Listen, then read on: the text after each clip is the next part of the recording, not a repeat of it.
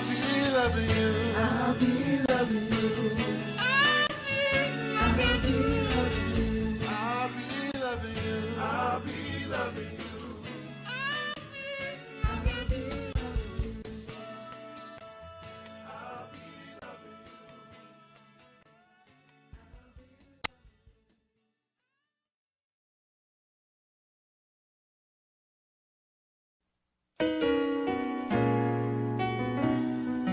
Oh yeah.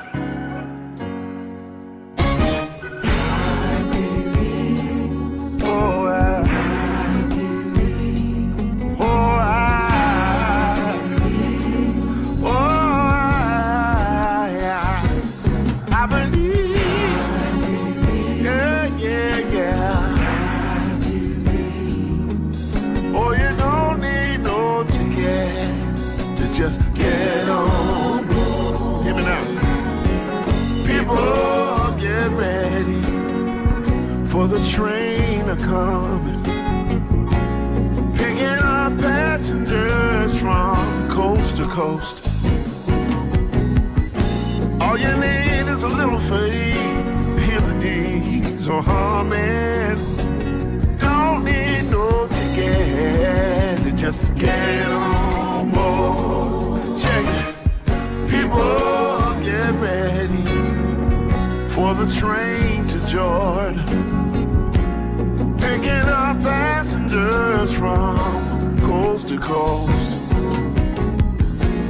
Faith is the key. Open the doors and board up. There's room for all among those loved the most. I believe, oh I believe, I believe, oh yeah, yeah, I believe, I believe. Oh, you don't need no ticket to just get on board. Hear me now. There ain't no room for the hopeless sinner who would hurt all mankind just to save it alone, save it alone.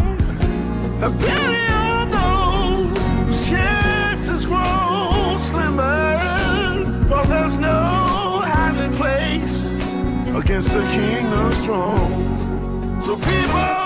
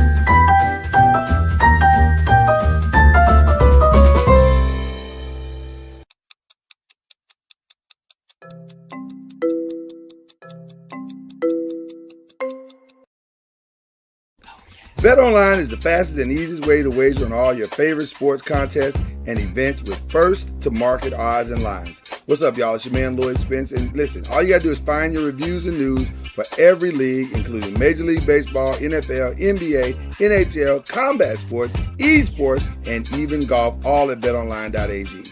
BetOnline continues to be the top online resource for all your sports information, from live in-game betting, props, and futures.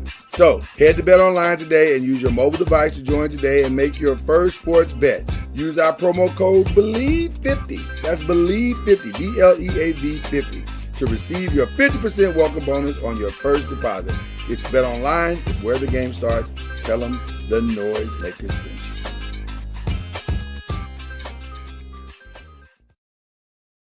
Popcorn World.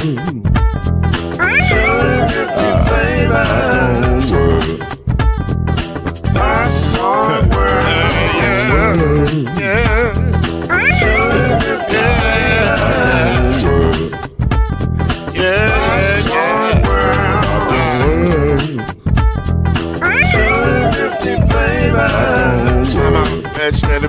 Popcorn World. Can I make you move now? Yes, I can. So you can get this move in a bag of a can. But you make it round the world when it holds in your hand.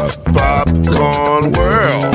250 flavors gonna make you smile. 250 flavors gonna make you smile. 250 flavors gonna make you smile. I said popcorn make you smile. Ah. 250 flavors. Popcorn World. Popcorn World. Popcorn World.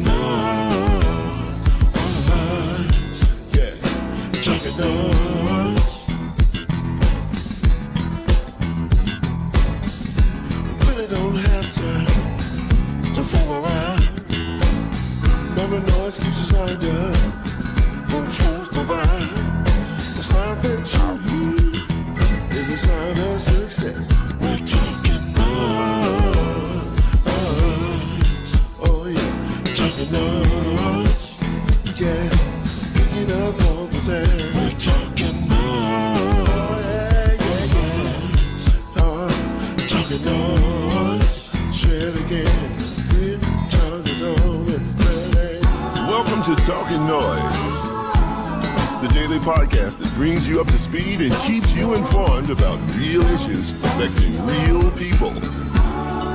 With your host, Mr. Talkin NOIZ himself, Lloyd Spence. His beautiful wife, Mrs. Noise, Kenyatta Spence.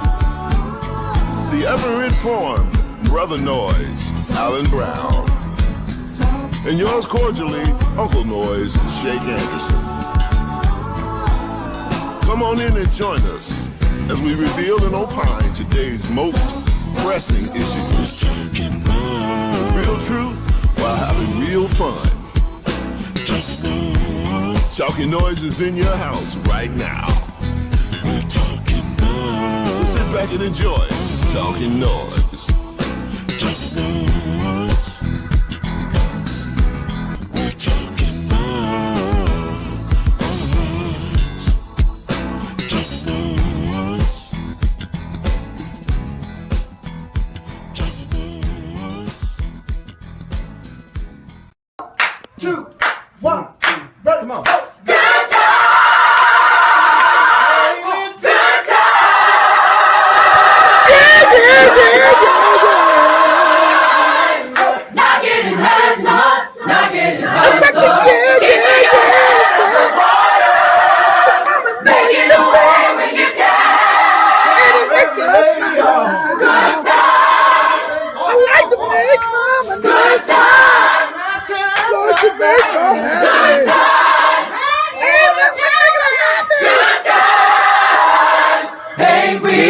being happy.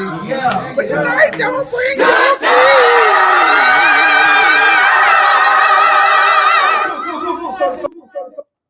Yes, sir.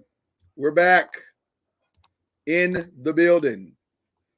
And I'm sorry. I always get it confused. I'm sorry. White guitars, if you would, sir. Take us on into the presence.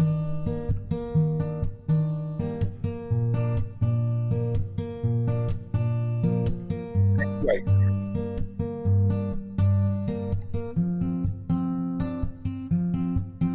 Hello, friends.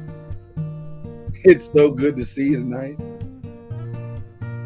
You know, tonight we've done something a little different. We've shaved off everything that could cause us issues. We've taken off all of the problems and the cares of the world. And we're here to present a pure, righteous, adult, good version of Talkin NOIZ just for you. The beards are crispy. The presentation is pure and holy and decent. And I don't know why this is back here. It shouldn't be, but it's okay. We're going to make it work anyway. The bottom line is we want you to grab your church fans, grab your Bibles, and grab your everything and join us tonight. Talk. We love you. And I know you love us too.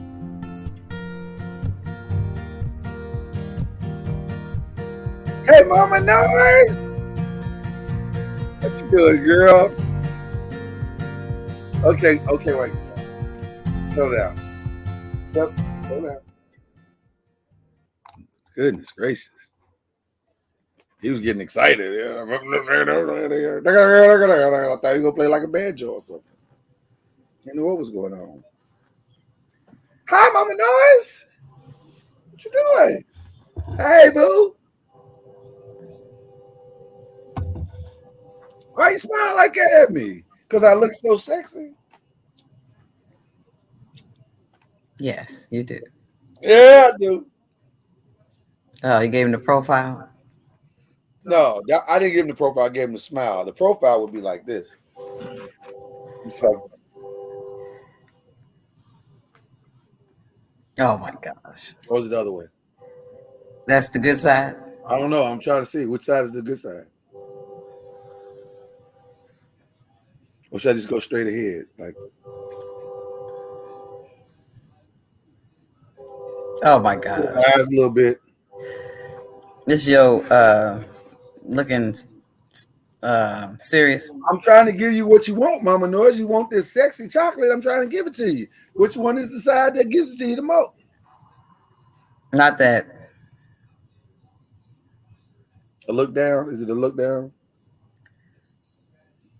No. Is it a stare You off? look like you're in a Sigma thinking chair. Right. Is it a stare off? No. No? Okay. Which is it? I'm trying to help me out. I don't know. Let me find my angle. You know, life is about finding your angles. I don't think it's you putting the dome into the screen first. I don't think it's that. Are you trying to say I got a big head, Mama NOIZ? No, I'm saying you doing this here, and it's not that. No, I just, you know, it was time to shave it up and get it clean and, you know, that kind of thing. So That's what the beginning. New beginnings, yeah. Yeah. Something like that. Well, plus our anniversary is tomorrow. You know, we celebrating our 9th anniversary tomorrow. Whose anniversary is that? Our anniversary. NOIZ Media and Entertainment. We got our anniversary tomorrow. It kicks off tomorrow at 7 p.m. Eastern, 6 p.m. Central. And we gonna have a good time. We're gonna have a funkin' good time. And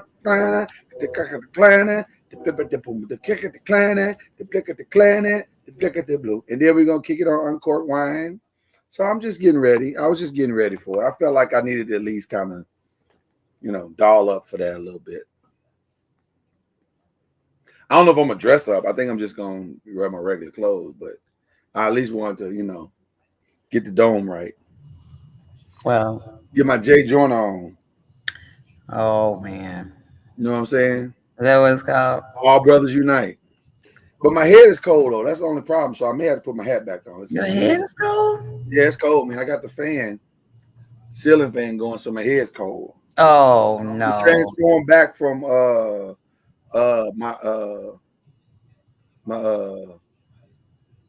I don't know what's the bald brother with a nice beard. A bald brother? Yeah, I don't know, not nice bald brother with a nice gray beard. I'm transitioning back from that to my Frankie Beverly. Well, I don't know about that, but you know, your Frankie Frankie Beverly's hot. You make me happy. There you go. Look at you smile. I got you smiling like I got you. As 50 Cent was that 50 Cent? No, Andre 3000. I got you giggling like a piglet. Oh my gosh. Oh, that's the ticket. Oh my gosh. Giggling like a piglet. I like it, Mama. No, I like it. I did not know that piglets giggle. You know they squeal with excitement. That's what he meant. Oh. It's the equivalent of giggling like a piglet, you know. Yeah, man. Okay. No, we're not doing that, sir. No, we're not doing that, sir. I have some in my teeth, Mama. Nope. Hold on, let me go. Oh my gosh, what is happening? No, I got it out. I'm good. I'm good now. I'm good. Mm-hmm. Good to see you, Mama Noise. I love you. I appreciate you. I appreciate all of the love and the hard work that you put in. We have really been grinding behind the scenes like you wouldn't believe.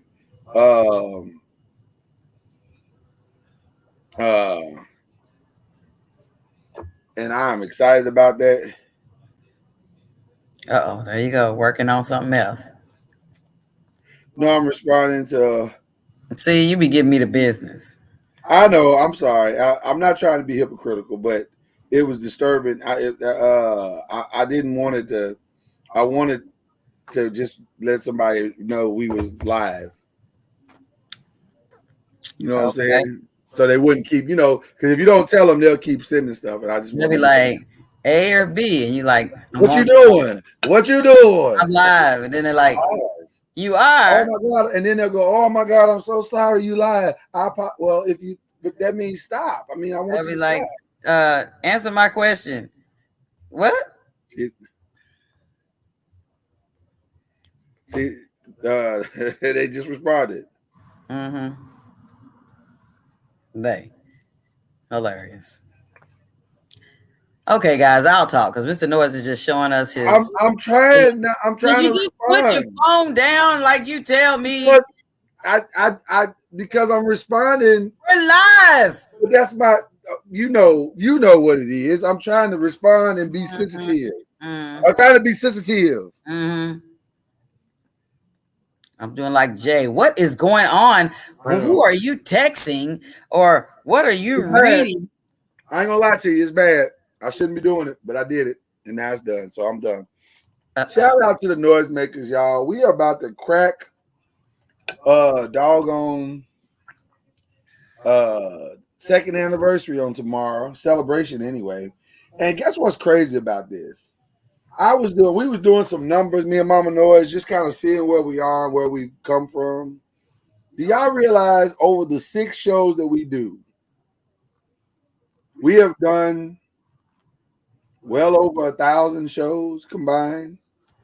1,000 podcast shows. Mama Noise, that's no small feat. No. 1,000? No, it's not a small feat. That is not a small feat, Mama Noise. That's impressive. Matter of fact, we need to be shopping somewhere else that'll value because a lot of podcasts. Don't do it live. Don't do it live. We do it behind the scenes. Sorry. I'm just saying we're doing all right. Okay. We're doing all right, Mama Noise. We're doing all right. I'm proud of us.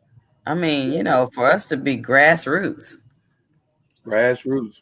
This is literally coming out of the pocket on this. Spending every dime, believing in the dream, not giving up. And shout out to our Noise Media family, with Cuz and Ron and Al and Dr. Smith and the Five crew and Believe in the ACC crew, the great Charlie Ward and Kendrick Haskins. Everybody, man, that's been just Uncle Shake, Uncle Noise. Oh my gosh, yes, Uncle Noise. Who helped us at the foundation and has beautified all the shows with just great music and everything. Bet Online that's been supporting us. Bet Online has supported us from day one. Mm-hmm. It's just been a great ride, man. I'm just thankful. I'm really thankful. So I just thought I would stop for a second. I know we're gonna get into a lot of that tomorrow. We'll probably be thanking people again tomorrow. And of course, the noisemakers, more important than anybody. Oh my gosh. Listen. But we'll get into tomorrow, Mama Noise. We ain't gonna go all sentimental today. We'll get into it deep tomorrow, though. Okay. Tomorrow we're gonna get sentimentals. Okay. Because that's what you do on the anniversary. You get sentimentals. You know what I mean? You get sentimentals. Hey, we sentimentals. So I digress. And we've had a chance to watch people grow and families grow, and it's just been good, man. It's been a good ride. It's been a good run. I'm very happy and pleased.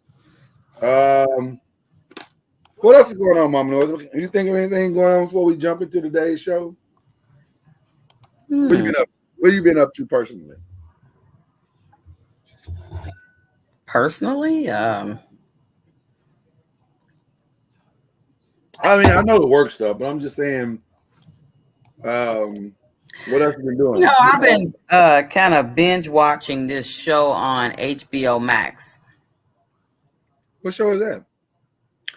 It's called Cold Cases. Cold, I've heard of that. That's a CBS show, right? Don't give me the line. You know I don't know which networks. I'm not good at networks. Okay. But one of the reasons why I like to watch it is because, I mean, it, you know, the mystery part of it and wondering how it's going to end and all this stuff.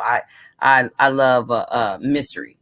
But the other part that makes it so awesome is it's like 80s music that plays at different parts of the show. And I must admit, that's one of the reasons why I just loved and became a huge fan of Miami CSI, is because of a lot of the music they would have at certain scenes that, you know, it's not an instrumental where you got to say, is that? It is the original. Like they went and got permission to play all of your favorite 80s, 90s hits. Well, Mama Noise, I want to be clear. They did get permission to play it. That's how it works. No, I know that. I'm saying without question, where some places that just play, you know, the instrumental, and you're saying, okay, this is not the whole, you know, you got to guess trying to figure out if that's it because they can't say the words. They can only have the instrumental or whatever. This is actually the original. And I just love that because it brings back, you know, memories when you know, listening to certain tracks or something. Matter of fact, I think one of the kids last night was like something asking me that I like roller skating, and I was like, the show you talking about? Yeah, that's it. I like old girl, the lead character. She's believable. I like you have no idea who that woman is, do you? No, I don't know what her name is. Wow. You really don't invest in like the people. You just watch the show. I am entertained. Yes. But if it's somebody you like, you should get to know who they are, Mama Nora. And find out about something else. But I did, after further research. Now I don't know her name, so I did drop the ball with that. Her name is Catherine Morris, Mama Nora. Catherine Morris. Okay. Yeah. Okay. I'll try to remember that. But the reason why I don't remember that at all. But let's go on. You won't remember. You don't be remembering people's names. That ain't your thing. You know what, Mr. Noise? Why do I go through the trouble if you just gone? No, you don't be going through the trouble. That's the point I'm making. You don't be remembering the actors' names. Mr. Noise. You know I love you. You know you're my baby, and I love you. You got those big, gigantic. Anyway. All that about you. Did my mic go out? I'm just saying you got a lot of wonderful qualities, but remembering names is not one of your strengths. Anyway, one of the reasons why I believe that I like that show It's like I said about the music and bringing back memories and stuff. I like the actor, the lead actor, actress, and whatever. But the producer is Jerry Bruckheimer. So you remember Jerry Bruckheimer, but you don't remember Catherine Morris? Because he is like that guy. He's also, if I remember, he's the one responsible for Miami Vice and Miami CSI Miami. So whatever his theme is, sort of like how you really like Aaron Sorkin. That's Aaron Sorkin, but don't remember Catherine Morris? Look, I just started watching it yesterday. Give me a break. I'm just teasing you now. Now you're just an easy target. Stop trying to get my goat. Anyway, the point is simply that Jerry Bruckheimer 78. He's old. I mean, listen, and you really respect and admire Aaron Sorkin, and I really big fan. I know Mama Noise has got a phone ringing in her background, and so she's trying to not have the phone ring through her conversation like we're in some kind of office building. So that's why she muted. That's why she muted. Simply that I was trying to say is that I admire and really appreciate the work, the work of Jerry Bruckheimer. I don't know what it is about. I mean, it's just even the intros. When I think about Miami Vice, man, I enjoyed the show, but man, the intro and the outro were just fire. And for me, just music is so paramount to me as to if something is going to succeed. Like somebody asked Mr. Noise last night on the 5, they said, "Hey man, who is that dude singing on Popcorn World?" Or who's that dude singing or whatever? Well, because it matters. So now when people listen to, they see Popcorn World, all they can think of is Popcorn World. Yeah, because they got the funky groove, they got the funky beat. So clearly, what's funny? Jerry Bruckheimer has a lot of hits. I don't know if people realize it, but Jerry Bruckheimer has been doing this for a minute. He got a lot of hits. Do you know, Mama Noise, what was considered his breakthrough hit? Do you know the breakthrough film? Well, I'm asking you. Breakthrough film? Yes. Do you know what film is probably considered his breakthrough film? Was it something like Bodyguard or something? No. Oh. Okay. What do you think is breakthrough film? The film that kind of established him as a real player in Hollywood. I don't know if it's not The Bodyguard. If I don't think he produced The Bodyguard. Something with a bunch of music and stuff in it, I would believe. No, not at all. Although the music in the movie is iconic. No, I would say his breakthrough film, Dirty Dancing or something. I'm gonna need you to stop. I would say his breakthrough film. Please stop. It's starting to get embarrassing. I would say his breakthrough film was probably Beverly Hills Cop. He did Beverly Hills Cop? He produced Beverly Hills Cop. So is he also responsible for Beverly Hills Cop 4 that's being that's already starting to I don't know. Probably. I would guess that he probably has what they call first rights of refusal, because he kind of helped to start that franchise, so to speak. So okay, I would have to believe that he has first rights of refusal on that, but I don't know. I don't know how it works at that point. What does first rights of refusal mean? I'm glad you asked, Mama Noise. First rights of refusal is a business term set aside for the entertainment industry to where a company partners with an artist, and the artist is successful in its artistic release of expression, whether it be a book, whether it be an album, whether it be a film, whatever it is. And rather than you sign a deal where a lot of times, I don't know if they still do this today, because a lot of guys won't sign deals like this today. But back in the day, if you signed a deal where you wanted to do one album and see how it did with that company, that the company would do it, but they would also put a clause in it that would say first right of refusal. In other words, if this is successful, we get the first right to say we don't want to do it or we do want to do it. So let's say Beverly Hills Cop is a tremendous success, but let's say the second time we don't want to do it. We get first right of refusal. But let's say we do want to do it. You can't go shopping somewhere else until you talk to us first. So that's how that works. Wow. So do you know some other? Let me see if you know how well you, since you say you're Now wait a minute. Don't be trying to go down no list like I'm supposed to know all the lists. well, I'm just gonna see how well you know Jerry Bruckheimer films. Oh God. Let's see. I just want to see if you can name 5 Jerry Bruckheimer films. I don't, you know what, Lord. Or TV shows. I'll let you even I've already said the 3. I don't know any more than. Okay, just try. You'd be surprised what you know. Okay. I so said CSI, right? CSI Miami. Right. That's good. I gave you a hint on one. I said Beverly Hills Cop, so obviously if he did Beverly Hills Cop, he did.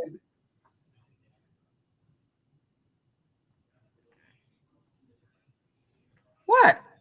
I literally went through a whole thing about first rights refusal and everything. I mean, I have that. I took that in. I'm just trying to determine. If you did Beverly Hills Cop and it was a success, what came after Beverly Hills Cop? What came after Beverly Hills Cop? Oh my God, woman.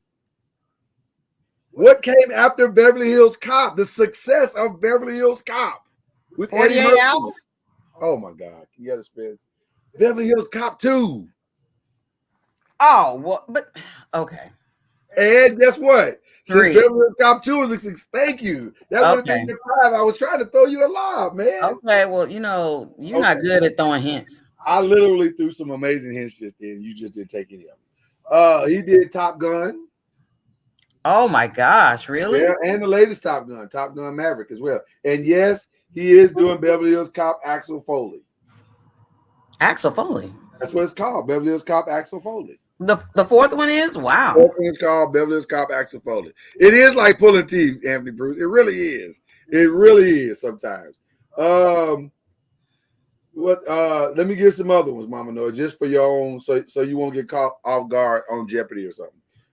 He did The Rock, Con Air, Armageddon, Enemy of the State, Remember the Titans.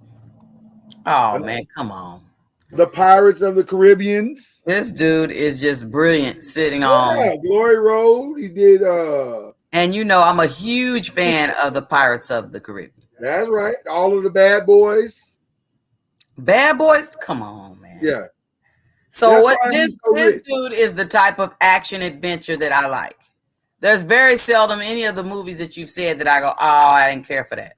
That's exactly right. It's like you said, what songs can be played from beginning to end and which ones you got to skip over. He's one of those, the beginning to end. He's one of those you play from beginning to end. Okay. But I just wanted to just give you so you'd understand who Jerry Bruckheimer was. Shout out to Cuz Noise who just entered the building. Cuz looking crispy as ever.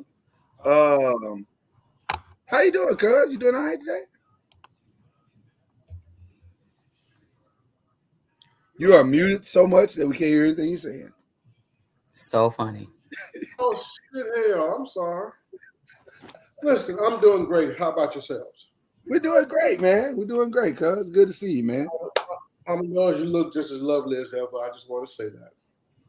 She does. She really does. No, she can't stop smiling. She can't stop smiling because your boy balled it up, and so now she's like she's in a good place right now, brother. I think it's gonna be a good night. I don't know what the hell you're talking about, so I'm gonna move on. No, I'm balled it up right here, and it means it's gonna be a good night for me. Say you shaved your head. It's gonna be a good night for me. What I'm trying to tell you, cuz. Back to what I was saying. I don't I'm probably gonna get some.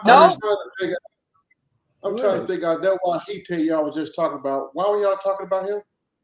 Jerry Bruckheimer, because Mama Noise has been watching a new show.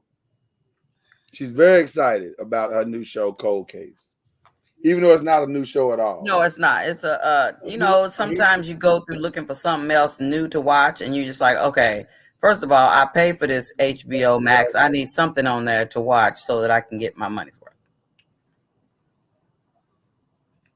Societally, we don't want to watch. We want to binge stuff now. We don't really. Appointment TV is really becoming a thing of the past. Like it's hanging on by a thread, I think. Well, I don't know if you're right about that, Mr. Noise. I read an article about that, and they were talking about that different streaming services were talking about that they may start just taking stuff and putting it out once a week, like going back to, like you said, back to Appointment TV. Back to Appointment TV, or some version of Appointment TV. That's a different version of it. And then folks was like, well, what the? Because why am I paying you for streaming services? You up there talking about you want to go back to cable. That's true. Now that may be the thing that pushes people back to cable. Because if you going back to what I stopped paying for, I might as well stop paying for what you're trying to offer me. I'm just saying. I read that article and was like, are you serious? After all of this, cut the cord? Y'all want to try to tell us, tricked you. Now we want to go back to the cord? What is happening? Right. I kind of like the Appointment TV, a different version though. I watch a show that's released every Wednesday. And normally Appointment TV, you had to wait until Wednesday at 7:30 to watch it. Let's just say.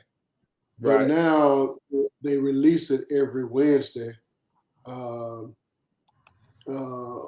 morning.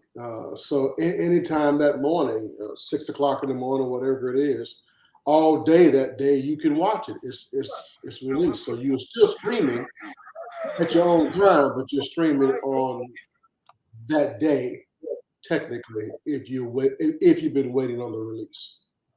So I kind of like it. I don't mind it. No, I like planning my week around to a degree. I like planning my week around television shows. I miss a good Wednesday night show or a good Thursday night show. Thursday night show. It kind of made your week, a little bit better. Now you can stream it whenever, and it makes getting through the week. If you watch Cosby's on Thursday nights, then hell, you was almost through with the week. Friday's right around the corner. I mean, I hear what you said, and that statement was old as hell. But I don't know, man. I'm indifferent. Just because you got that fresh cut, don't come talking shit, nigga.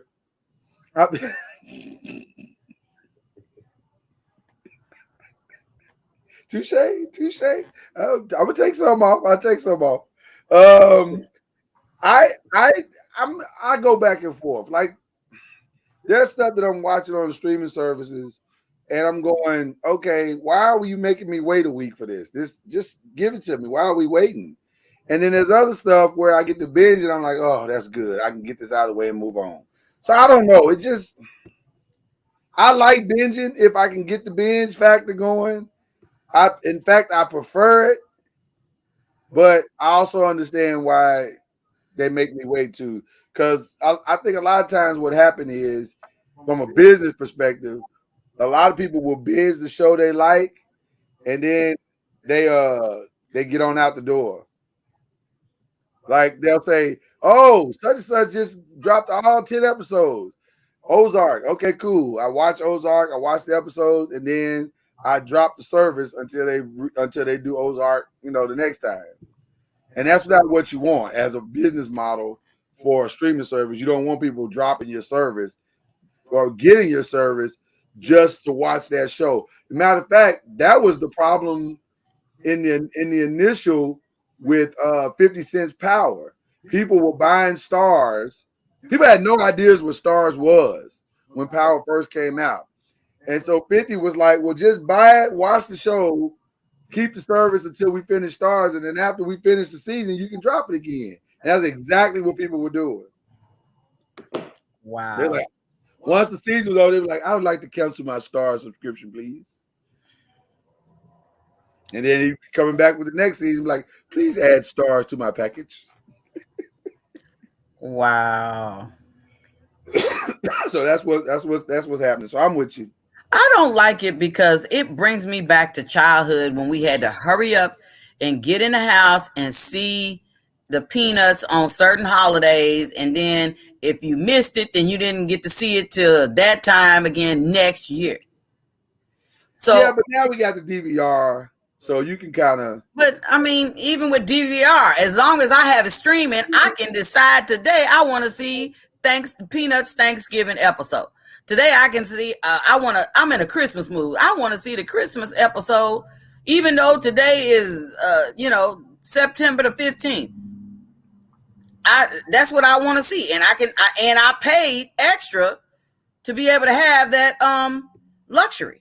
But then when you say, you know what, I feel like you got too much liberty. Let me take that back. I know I gave it to you earlier, but now I want to take that back, and I'm gonna let you see it. When I feel like I don't like that.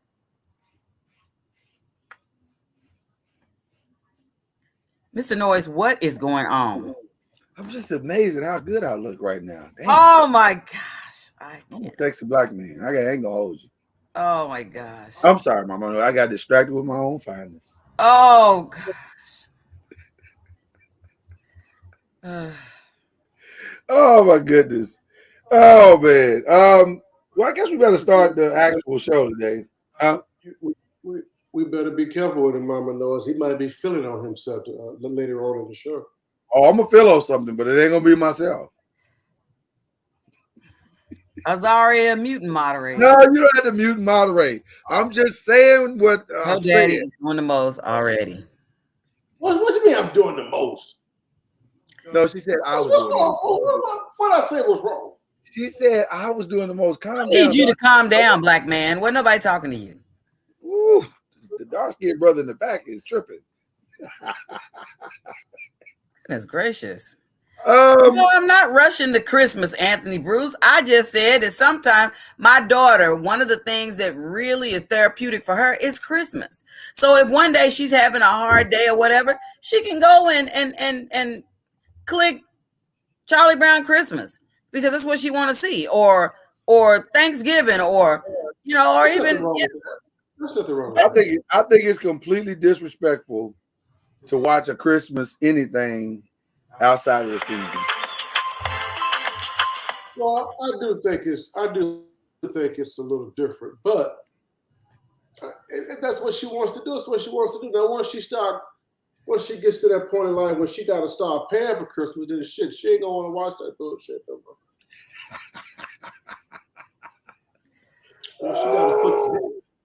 Once she got to foot the bill, it's a totally different holiday then.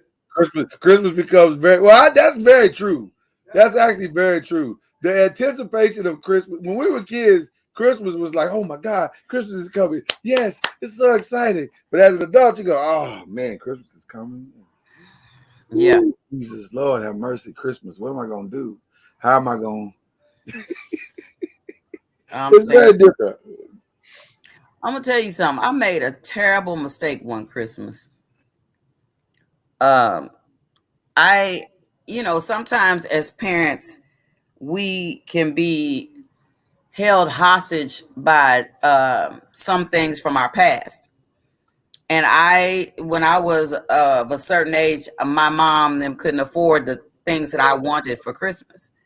And because I didn't get those things, all of a sudden this particular Christmas, I felt, oh my gosh, Azaria, because Hannah wasn't born yet. And I was like, oh my gosh, Azaria is not going to, I didn't get to get everything she wanted for Christmas. Oh my gosh, when she gets to be an adult, she's going to remember that I didn't get her this and I didn't get her that or whatever. And she's just going to be crushed by it. And I mean, I went to the store and I know I didn't have it, but I was like, oh my gosh, let me get her some more gifts. I went to the store and went and got 10 more gifts to put under the tree because I was like, I just want her to make sure that she knows that we gave her, our very best. I mean, I was really haunted by that. And the sad part is that when she got it, she was more excited about the wrapper, a Christmas wrapping paper. More excited. You forgot to leave. You forgot the most important part of that story. This is when she was like 1 or 2. No, it wasn't. Well, she wasn't old. She was like 3 or 4. She was about 8. I mean, no, She was not 8. She was about 6 or 7. Let's go 5 and call I it bought the Barbie doll head that she could do hair with, and I bought all kinds of other stuff, Barbies and extra. I was just doing the very most of trying to buy whatever I could to make sure she knew that she, if that's what she wanted, I gave her the priority. I mean, I was really like, man, this is bad. This is bad. I didn't notice how bad that was until later, but that's the biggest mistake you can make as a parent, is going, oh, okay, well, now I got to make sure that she don't want for stuff the way I wanted for it. And then here I am over 50 and then sitting there going, oh my gosh, I didn't get that Barbie dollhouse as if I received. You haven't done it after 50. Huh? This was years ago when you did this. You were much, much, much younger. No, I'm just saying you were much younger when this happened. So, no, I'm saying to be still wanting that gift at over 50 when I didn't get it as a child. What gift do you want? I'll get it for you. What you want? I really wanted a Barbie dream house. Done. Are you fucking kidding? Hey man, why are you so hostile tonight? If she wanted Barbie dream house, she should have a Barbie dream house. With the elevator is what I want. Elevator, got you. And what's crazy is that one time I was at work and we were all there. Why are you laughing at her?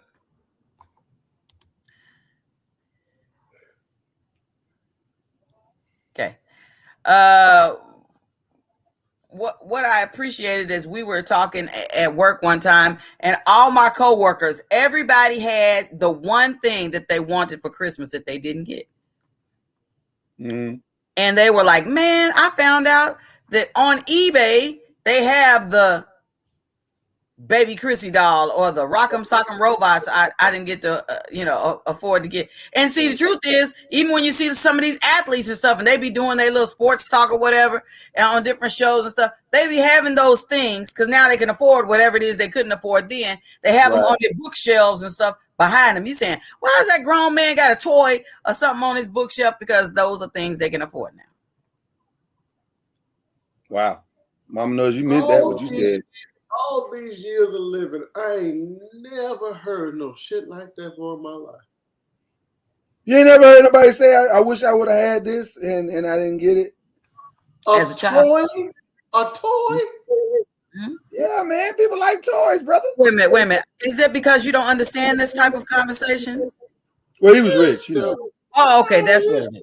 Okay. Well, thank you for rich, bro. He was rich. Toy, as an adult, I'm thinking hard now. I'm trying hard. Doesn't feel like you're trying it all. Try to think harder because doesn't feel like you're trying it all. There's a whole nostalgia website. There's a whole website called I think it's called Nostalgia, of all the candies and toys and all the stuff that you may not have gotten that you said, man, I can afford to click one button and have it show up at my front door because I can afford it now. You preaching, Mama Noise. You preach that thing. I don't know if I am, because Jay's looking at me like a deer in headlights. I see why people need so much fucking counseling. We can't even let go of the fucking toys.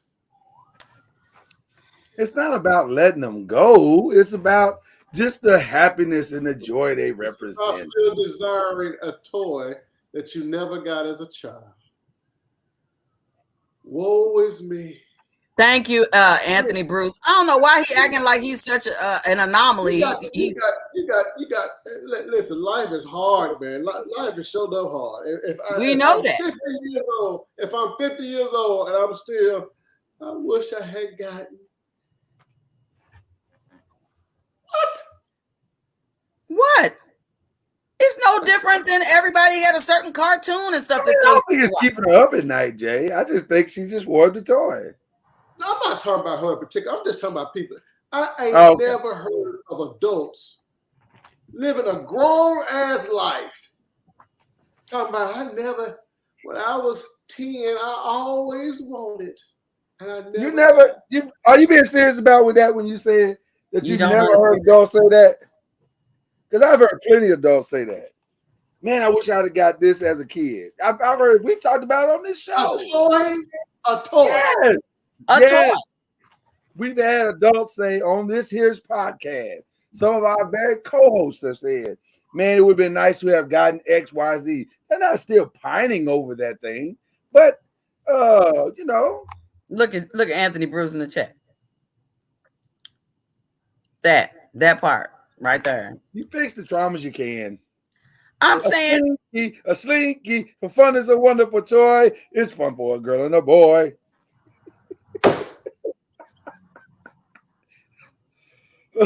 But it ain't no fucking good if you ain't got no stairs. So now I got to buy a house with some stairs in it. So Yep, now you would have to buy a house with some stairs. I'm not gonna lie to you. This could be a problem that spirals out of control. I'm shocked that you saying that you've never heard anybody. I was watching a TV show the other day, and the guy was like, I found out the lady in accounting one time when she was a child, she never received some baby. I just say baby that-a-way, the baby that-a-way doll when she was a baby.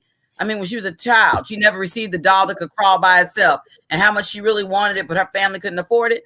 And then they had a Christmas party at work, and he gave it to her as a gift, and she just stood there and cried like a child. Counseling, man, that counseling, bro. That's why. But that's cheaper than counseling. That's actually cheaper than counseling. Because go on. I was just gonna say that's cheaper than counseling. Because I just fixed your whole childhood trauma with $10. Say, you don't understand it. Sometimes it's that simple. Sometimes it's that simple, Jay. I can go spend $500 on a counseling session or $10 on a Cabbage Patch doll. Which one would you rather do? I mean,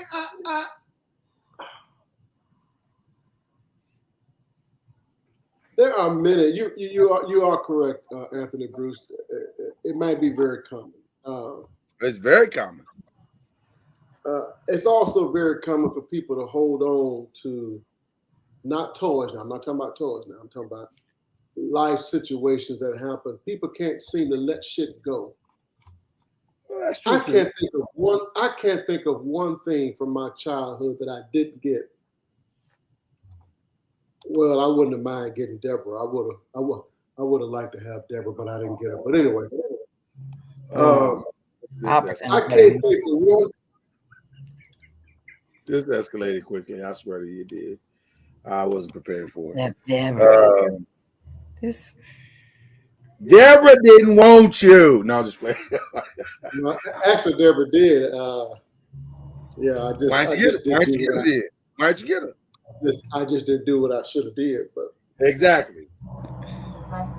You think it was you, but it was Deborah. Deborah didn't want you. Right, she did. I'm sorry. Go on. Okay.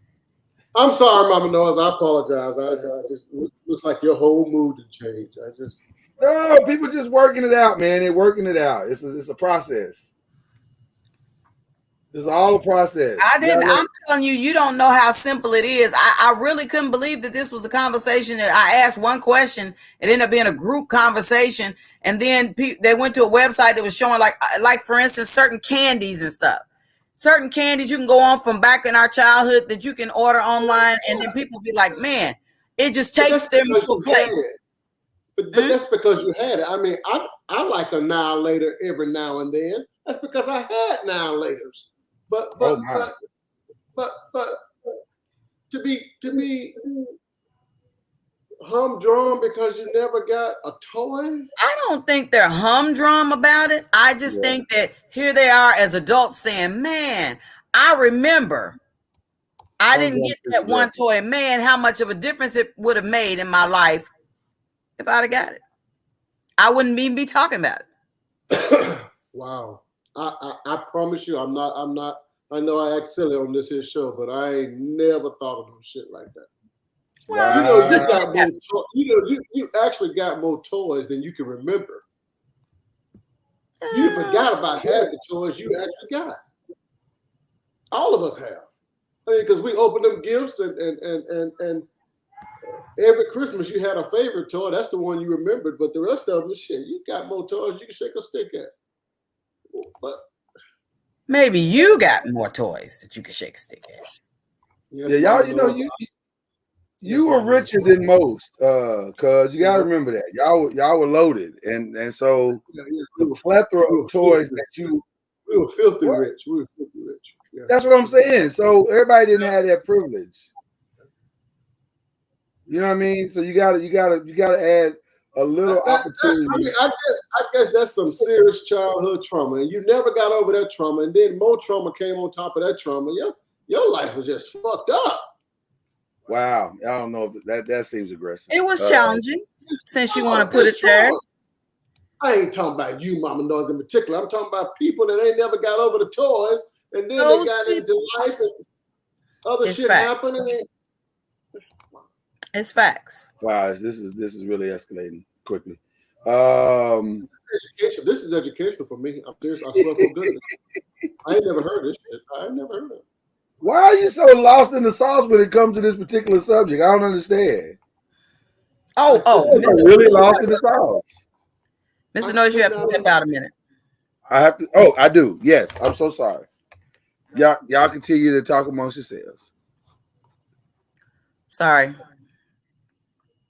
All right. Well, anyway, that's educational to me because I ain't never thought in my years of living that people are. I'm not talking about down, depressed about it, but I ain't never thought of people, adults, that wish they would have gotten a gift. It is a lot more than you think. And sometimes it's something so simple. I mean, like you said candy wouldn't apply because it's something you didn't tried before. We had the candy, yeah. But at the same time, I mean, I played with the doll that I wanted over somebody else's house. I just couldn't take it home. So, I asked Santa Claus, and that was one of the reasons why we made sure to tell our children the truth about Christmas, even as small kids, because we didn't want them to be trying to, Santa Claus, forget all about me. No, we couldn't afford to get you that. We got you what we could afford. Then that way you ain't going around feeling some kind of way. Well, see, in my house, and a lot of us had the parents that was telling us it was Santa Claus. My mama had the back patio door open. The milk was all drank up. The cookies had been eaten and stuff, making us think that there was this jolly white man that really did come in and eat the cookies and milk and stuff in our house and drop the gifts off. And he really did forget what I asked for, or I wasn't good enough. Because if you're naughty or nice, he knows, and stuff like, he knows if you've been sleeping, he knows if you, so all of that. So then I wasn't good enough then, since I got the cardboard dollhouse. That's what I got. So I was like, dang, I must have been terrible this year. I must have been terrible this year if that's what I got. Goodness gracious. But I mean, when you don't explain it fully and you just want to, follow the lie and just say, look, you feel like that let you off the hook. Am I incorrect? That is some deep. I mean, Mama knows I have never. That's just me. I'm sure I'm not the norm on it. Possibly. I've never looked at Christmas that way. I was lied to. Okay. My mom and dad had the cookies and milk out. Okay.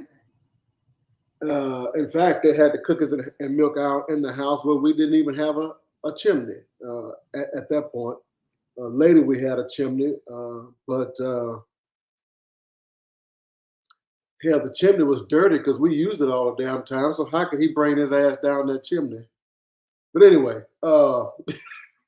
I never thought of, if I didn't get a gift from Santa Claus, that I was a bad kid.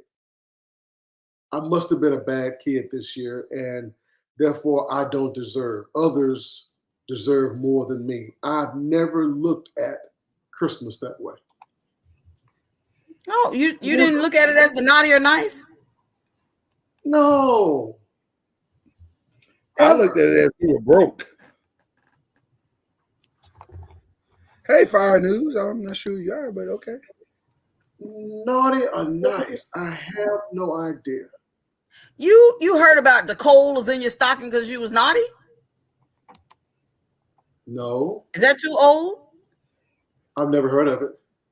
You never heard of you got coal in your stocking instead of treats and toys in your Christmas stocking because you were naughty?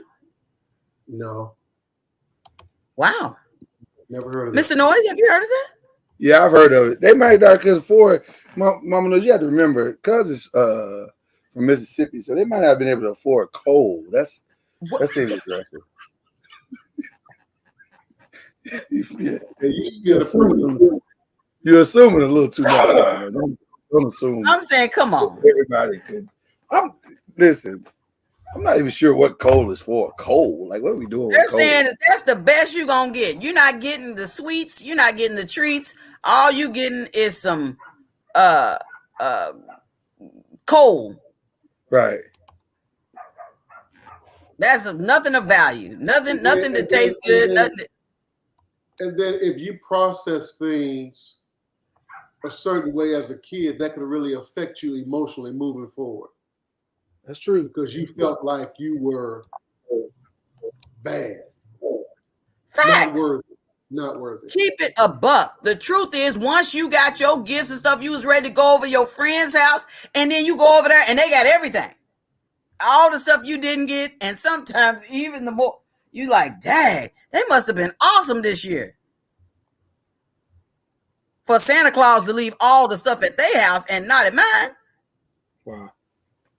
That escalated quickly. I didn't see that happening, Mama Noise. You really?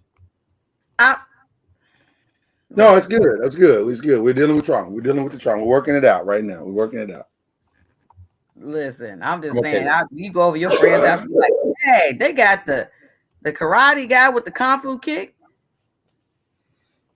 I think people did compare it. Why wouldn't you just join in and play with the shit? I mean, but you can't take it home. Come on, Jay. You know can't take it home, right? Mr. Noise, you felt that way sometimes about gifts and going over a friend's house and they had something? No, I did pretty well on Christmas. You got to remember, Mr. Noise was doing all right as a child. I did all right on Christmas. I can't remember too many. He had the first computer. Yeah, I didn't do too bad on Christmas. Yeah, you don't know what I'm talking about. I'm talking night and day to me. The Commodore 64, when you hook it up to the TV. I didn't know what I was supposed to do with it, but I had it. Mm-hmm.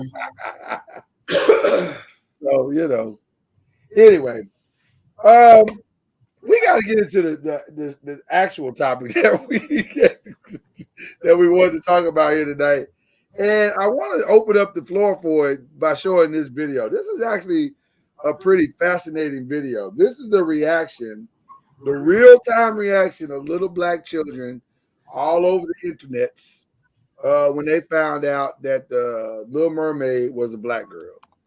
Kids reacted to the new Little Mermaid being black. Is it? Wish I could. She's a black girl. She's black! She's black! Yes! She's black! Mama, she's black! What? She's like me! And that's precious. And while we wish that would be the story that we could walk away from with this, as we know, that's not how the world works. And there have been some other reactions as it relates to Ariel being the new uh,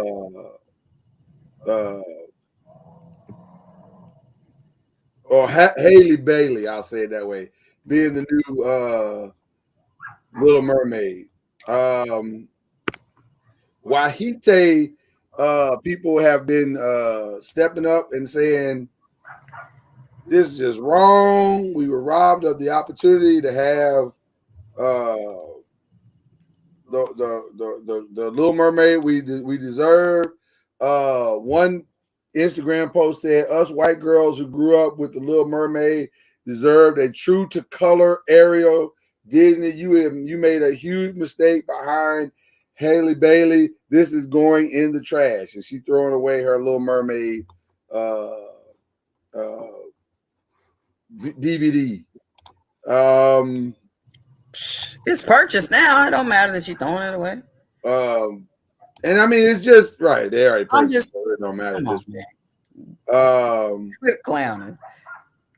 One little Wahite girl, one parent put her little Wahite girl daughter up on the interwebs, and she saw the Ariel, and she put her little child up to do the racism for, where the little child's face is frowning and she's not happy that Ariel doesn't look like her and all that good stuff. So it's been a lot of interesting reactions toward Ariel being black in the new Little Mermaid coming out next year. And then there's been a lot of interesting reactions to those reactions. One Instagram user, let me educate you, said racists are out here upset that the new Little Mermaid is black and that are black elves on Ring of Power. Those are fictional characters. Why was that energy? Where was that energy when y'all changed the skin color of Jesus to white? Chris Spencer, famed comedy writer, legend, and comedian in his own right, and actor, said, with all the black people y'all done threw into the sea, y'all shocked that a mermaid is black?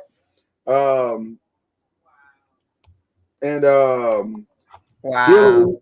Hillary Monahan, at Hillary Monahan on Instagram, says, white people complaining they cast a black girl as Ariel. Disney created 49 films from 1937 to 2009 before delivering their first black princess with Tiana in Princess and the Frog. Black girls watch an entire catalog, never seeing themselves for 70 years. And she ended by saying, you spoiled racist brats. I'm just saying.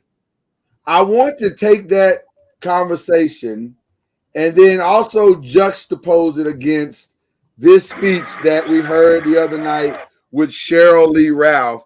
This is Cheryl Lee Ralph winning her Emmy, her first award. Maybe, I don't know if she won a Tony. I think she may have won a Tony too, but she won an Emmy for her role in playing Barbara. I think Barbara Edwards is her name, in Abbott Elementary. She won her first Emmy, and this is the speech she gave at the Emmy.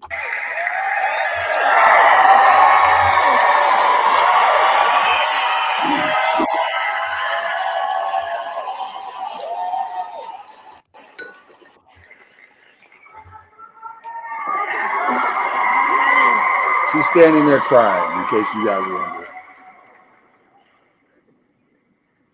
I am an endangered species, but I sing no victim song. I am a woman, I am an artist, and I know. Come on, Cheryl. Where my voice belongs.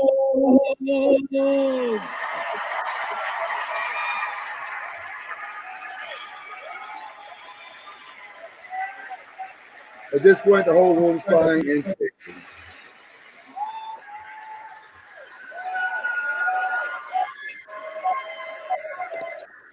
To anyone who has ever had a dream and thought your dream Uh-oh. Sorry.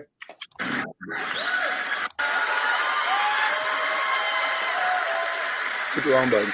to anyone who has ever had a dream and thought your dream wouldn't, couldn't come true. I am here to tell you that this is what believing looks like. This is what striving looks like.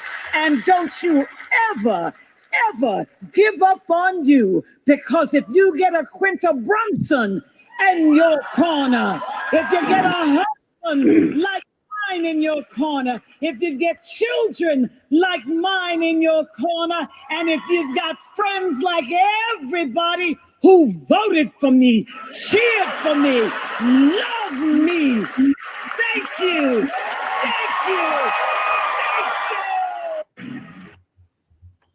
Powerful speech. Powerful speech. Another person that won that night also was Lizzo. And she talked about she won for a competition, a reality show.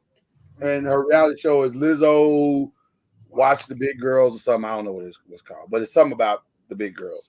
And I'm not shading, I'm saying that's what it's called. It's called Lizzo Watch the Big Girls or something like that. Yeah. And she talked about the importance of having someone that looked like her. That's all she ever wanted, was someone that looked like her to be on the screen, or to win an award or whatever the case may be. So it prompted us to have this conversation. How important in our world today is representation? Being able to see somebody that looks like you, being able to have an example of someone that looks like you, being able to see yourself in a successful place. How important is that to the long-term journey of an individual? And I go to Jay first because Jay has shared on this here podcast that his daughter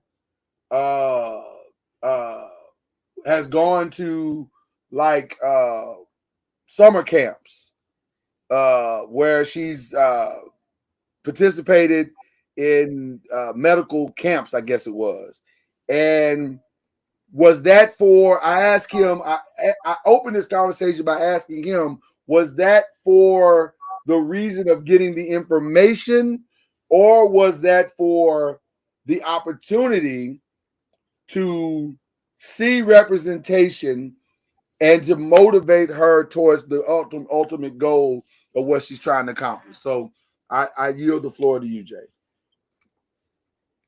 Oh, I didn't know we were having a stage, but here we are. Yeah, I didn't know we were having a serious conversation tonight. You kind of throwing me off. I thought it was going to be foolishness all night, but now that you've gotten started, we might as well go with it. Let's go with it. Somebody didn't check the text messages earlier. Okay, I'm sorry. Yeah, those college camps are part exposure to allow her to peep into that in which she wants to do without doing it. So it was exposure. That's why the summer camps. But at the same time, she's done internships. And all of the internships that she's done was with Black doctors. And that allowed her to see that which she wants to do can be done by many Blacks that have proven and paved the trail, that you're not breaking the ground. That's important because my daughter goes to a primarily white school. And it's real easy. Everybody thinks they want to. I mean, I shouldn't say everybody because that's not true, but so many of us want to live in the suburbs. But let me tell you, parenting a black kid in the suburbs is harder than parenting a black kid in a mostly black area or where more blacks are. Why do you say that? You have to work your ass off to keep that kid's self-esteem up. And for her to believe in herself, despite seeing every day that others are more attractive, more successful, smarter, whatever it is. So you have to work hard to give them an understanding that not only white people are successful, there are black successful people as well. So you have to go out of your way. You're constantly reinforcing that, which is why, again, I go back to parenting and fatherhood. We have to build our kids' self-esteem. We have to give it to them. We have to tell them who they are and what they can do, because society is not going to give that to them.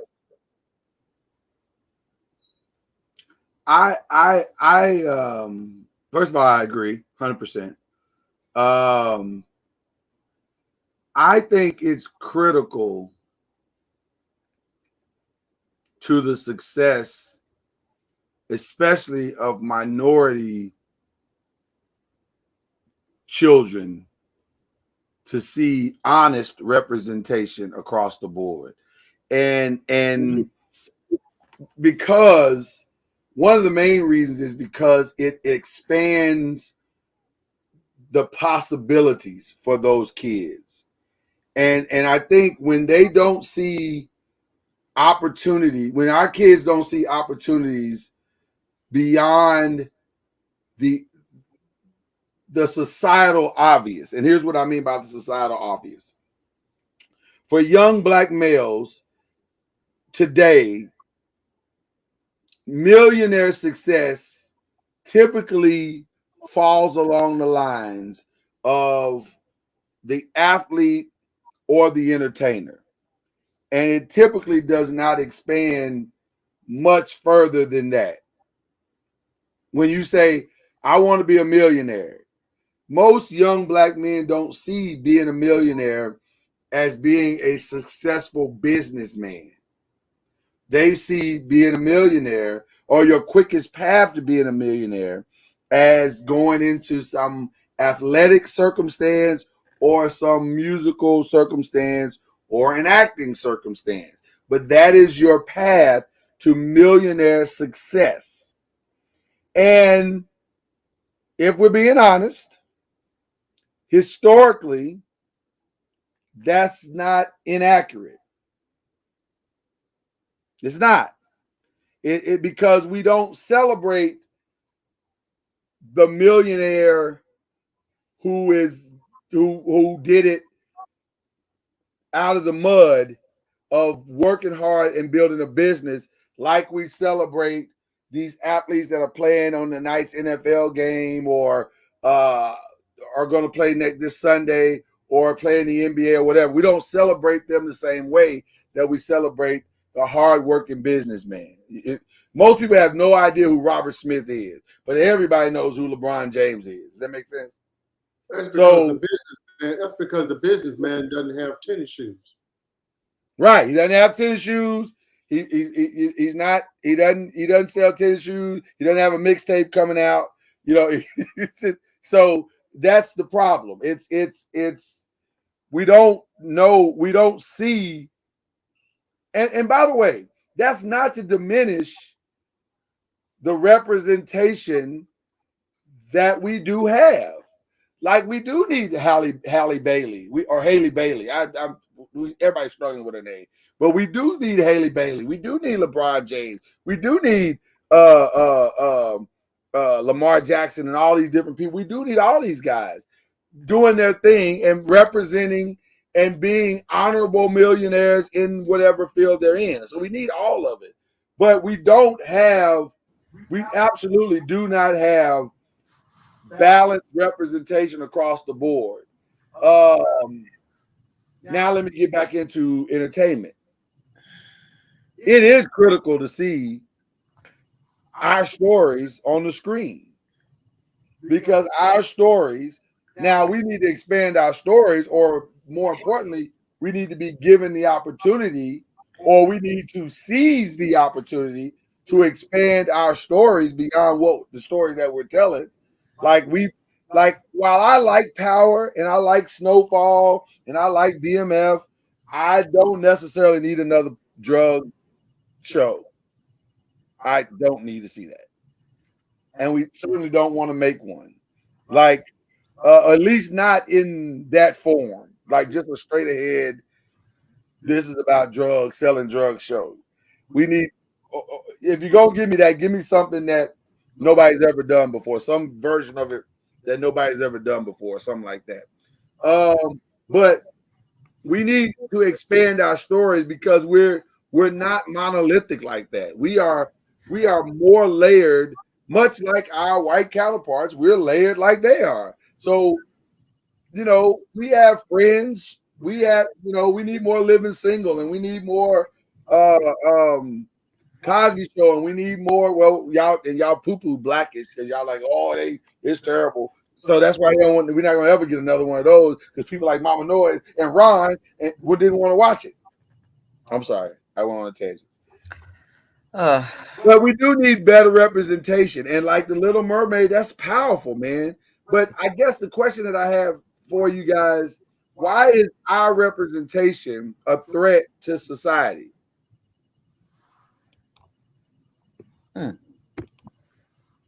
Interesting. Because you would think, because successful people know if you could see it, you can be it. Most white people are successful in America because they follow the footsteps, the path of their parents. They're not really out here blazing. There are very few trailblazers. Actual trailblazers, right? That's very true. Trailblazers out there. Most people are following a path that was already set for them. So they've seen it, and you can be it. If you convince white people, if you convince black people of that, then there goes your lock on success in America when it comes to financial downtown type success. If I knew I could be, most of us don't even know how to get in the office building downtown. Who works in those buildings? What do you have to do to go, to get a job like that? What, on the top floor? We don't even know what that looks like. We have no idea, because we don't know anybody that works down there. Our family's not working down there. So that downtown skyscrapers and high rises may as well be in a foreign country, because we have no idea of how to get there. But we do know about basketball, tennis, thanks to the Williams and Arthur Ashe. We do know about acting, but other success is not as plentiful. So it's a threat to them if we finally wake up and are able to see more of us in different roles. I thought about what you were saying, and then I thought, you know what? I remember when I was working for Humana healthcare plans. And when I worked for them, it was all about sales. If you could get top sales, they gave, these little trinkets, for when you made, a certain amount of sales. Well, I remember one year I got such high marks when it came to sales that I was invited to go to the headquarters in downtown Louisville. I went to the headquarters, and where was it located? In the penthouse level of the building, the very top building. Mm-hmm. I was in the, I guess it was a corporate, where they meet, long table where everybody sits around the table or whatever to make big decisions.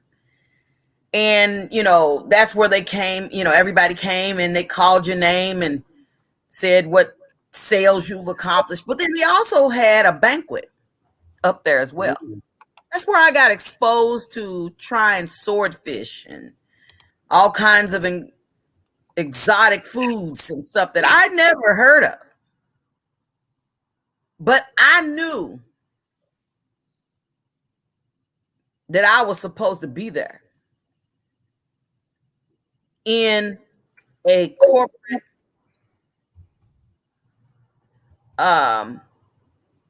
in the room where the long table was. I can't get the word right, what it's called, but in the boardroom. That's Right. where I believe I was supposed to be. When I got exposure like that, no swordfish, and this is no shade. I working at certain places, but they don't give you those type of benefits if you're not benefiting them in a large way. But I remember that vividly, because I could have been like, I don't eat that kind because, I ain't never had that kind before. I was like, shoot, I'm going to try this swordfish. And by the way, I do appreciate and love me some swordfish. But what if I'd have been like, you know what, because I didn't grow up like that, I ain't even going to try. Man, I feel emotional. Is that but I felt like I belong in a boardroom. I don't know how, but business is in my heart. I remember seeing Subway many years. I mean, 30 some years ago. One day I saw a Subway location, Jay. And I said, man, I would love to own one of those. Not because I had family members that did. I didn't know family members that own no businesses. Right. But I felt like I should own one. And I already had the design. They don't even have the design like that still. But one day I called Subway and found out that they have regular storefronts, and they also have the kind that they had one particularly that was adjacent to a church. And they made help the church make money when they would hire members from the church. They would give kickbacks financially to the church. The church would use the church van to deliver subs. And it was a blessing to the community. And you know what I'm talking about? It was you give us, we give you. And it just ended up being a blessing. Yeah. But it's in my heart of hearts. But I didn't know. Here's the part. If you don't know to recognize it, you knew what Jasmine needed. You knew she had to have examples. You knew she needed to be in a place where she see that it's believable that we can do that. Not just saying, ain't nothing wrong with, if you could believe it, you can achieve it. Ain't nothing wrong with that. But I need to see it and see them successful at it. And I didn't have that. I didn't have anybody saying, well, look at my business. You see how successful we've been, so you can do it too. But I just kept feeling like, man, I'm supposed to be there. I think it's even deeper than that, seeing it. I think you also need to hear it. And what I mean by hear it is you need to hear what you're about to encounter. Like you need to understand the path and the difficulties that surround the journey that you're about to take, because it is challenging. Anytime you're talking about being successful and stepping into this world of whatever, it's a challenge. It's not an easy thing to do. But at the same time, when you can surround yourself with those who have done it, it makes it a lot easier to at least understand the journey that you're about to encounter. But I want to go back to the original question. Why is it such a problem? Oh, Or no. I appreciate you sharing what you're sharing because that was good. But I do want to go back to asking that question. Why do you think it's such a problem for the others to see us, Mama Noise? Because there are people that don't look like you, and there are people that look like you that don't want to see you represented that way. They don't want to see that. So why is that a problem? I guess is the question. Jay said it's because that when we know, we will attempt. well, We'll do it. it also means that it's like somebody letting you see behind the curtain. That all this time we kept hearing certain activists say that our history had been whitewashed. And we like, okay, thanks for telling me that, but I have not seen evidence that it has. But then when somebody starts showing you, we go around giving credit to, I'll be honest with you, when I heard KRS-One talk about all the different Black inventors, I hadn't heard any of that. Right. And I'm an adult. But then when I start looking up that Garrett Morgan really did make the traffic light. He did. The Black dude that really did the surgery, he did. And on and on and on of the things that Black people accomplished for real. It wasn't hyperbole. It was actually facts. So then I'm saying, wow, we can do those things. It's not just hearsay. So I want to piggyback on what you just said because I think that's powerful, and I think it ties into what Jay just said. I think knowing demystifies the difficulty, and that is the most dangerous thing to society.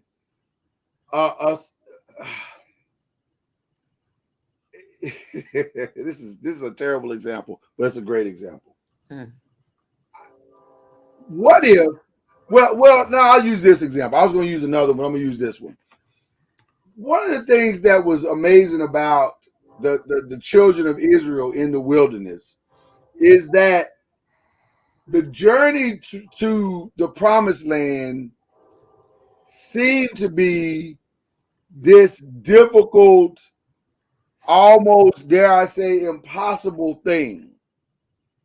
But when you go back and study it out in its totality, it wasn't this difficult and impossible thing. It was quite possible. First of all, the journey from the wilderness to the promised land today, I want to say I read somewhere where it would be the equivalent of like 10 miles.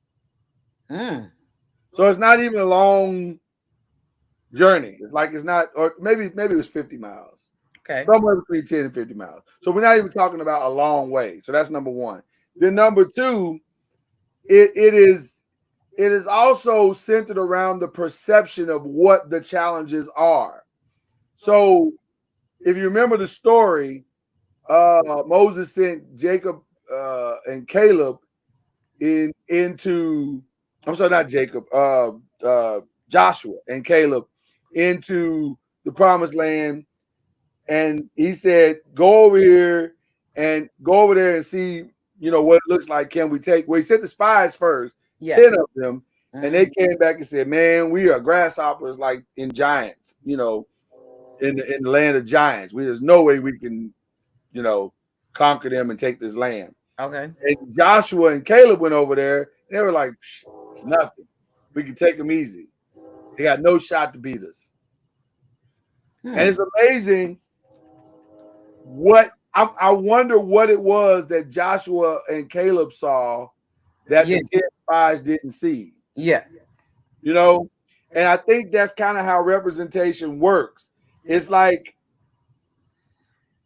some of us, some little black girls will see Haley Bailey and they'll go, "Oh, I can become that. I see it now. I see, some girls will see, some larger girls will see Lizzo and say, "Oh, I can become some version of that. Yeah. I can sing, I can dance, I can act. I'm talented. I don't have to slim down to a size 0 in order to be in Hollywood or whatever. I can become what I'm seeing on the screen." I think Steph Curry is a version of representation because he's not 6'5", he's not 6'9" and 265 pounds and a freak of nature like LeBron James. He's this little small 6 foot, barely 6 foot, 6'1" dude, 175, 185 pounds, soaking wet.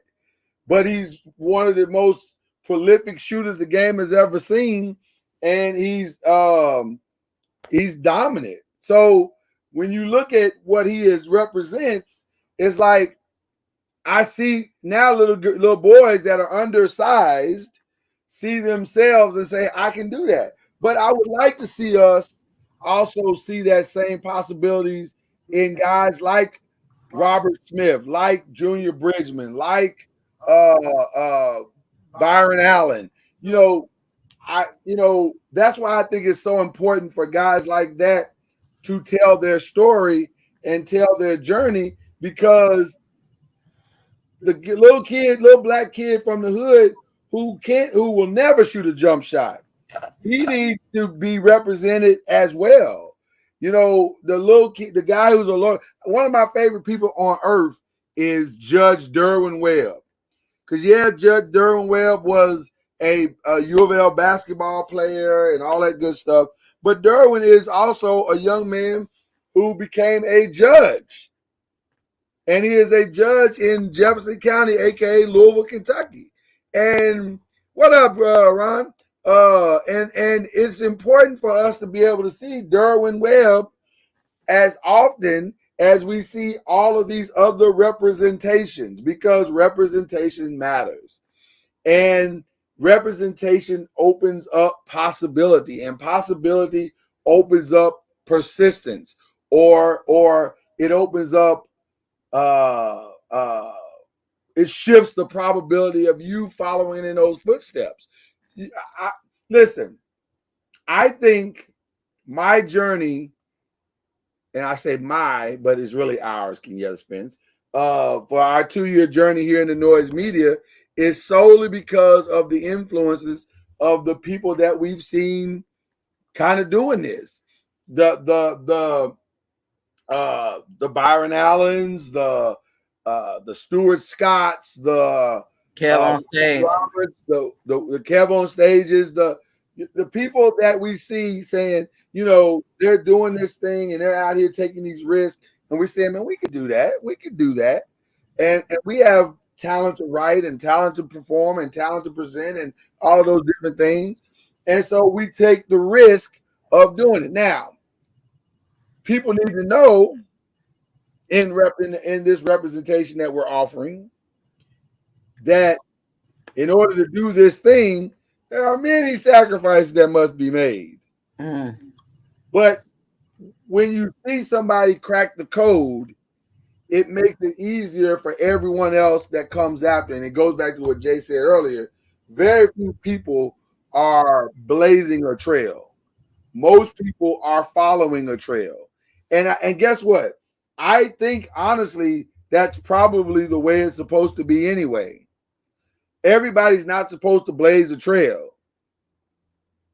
But once a trail has been blazed, then it makes it easier for everybody to follow that trail. Great example that I want to give, and then I'll turn it back over to you and Cuz. I remember hearing Marlon and Sean Wayans talking about their journey into Hollywood. and I think one of them wanted to play ball or something or become something else. And Damon and Keenan looked at him and said, "Fool, if you don't come over here and get this comedy money, then stop playing." And what he was trying to say to him was, "Little bro, we've already blazed the trail. We've already opened up a path for you to be, for you and your children and your children's children to be financially successful.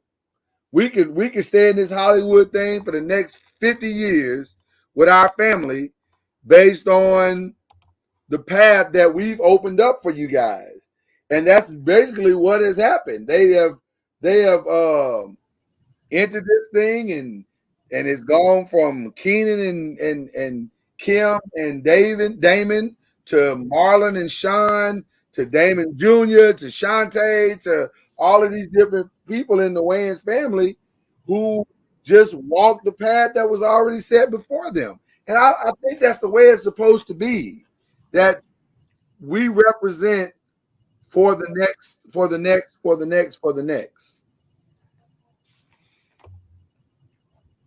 I mean, but I don't understand why our blazing of the trail is problematic for the other races. Why white people don't want us to be great? Well, I'm going to say this.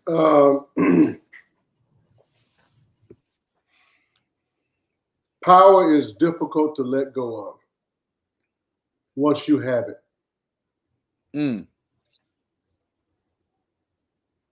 White people in this country love this country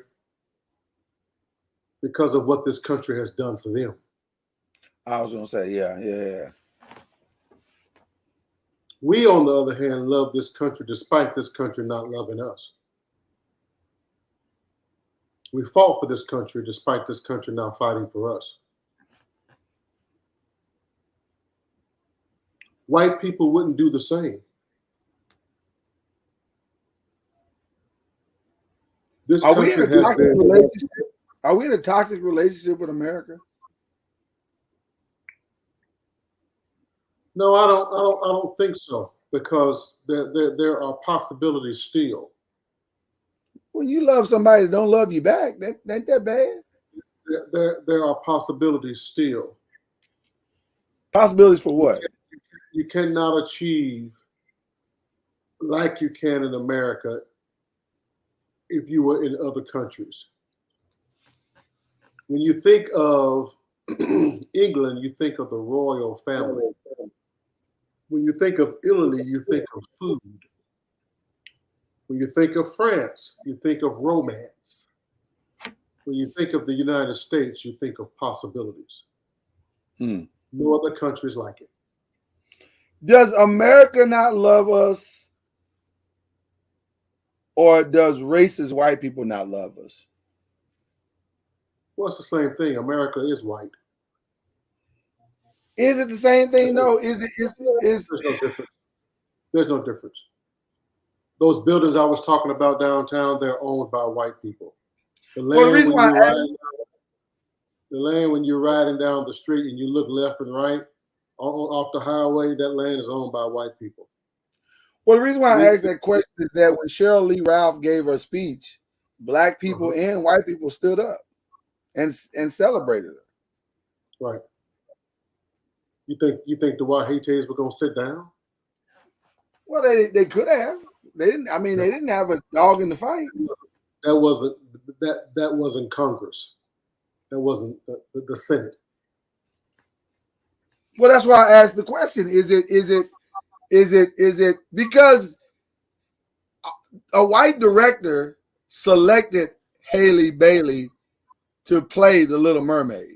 Matter of fact, Mama Noise, if you correct the story, or you can tell the story because you heard it better than I did.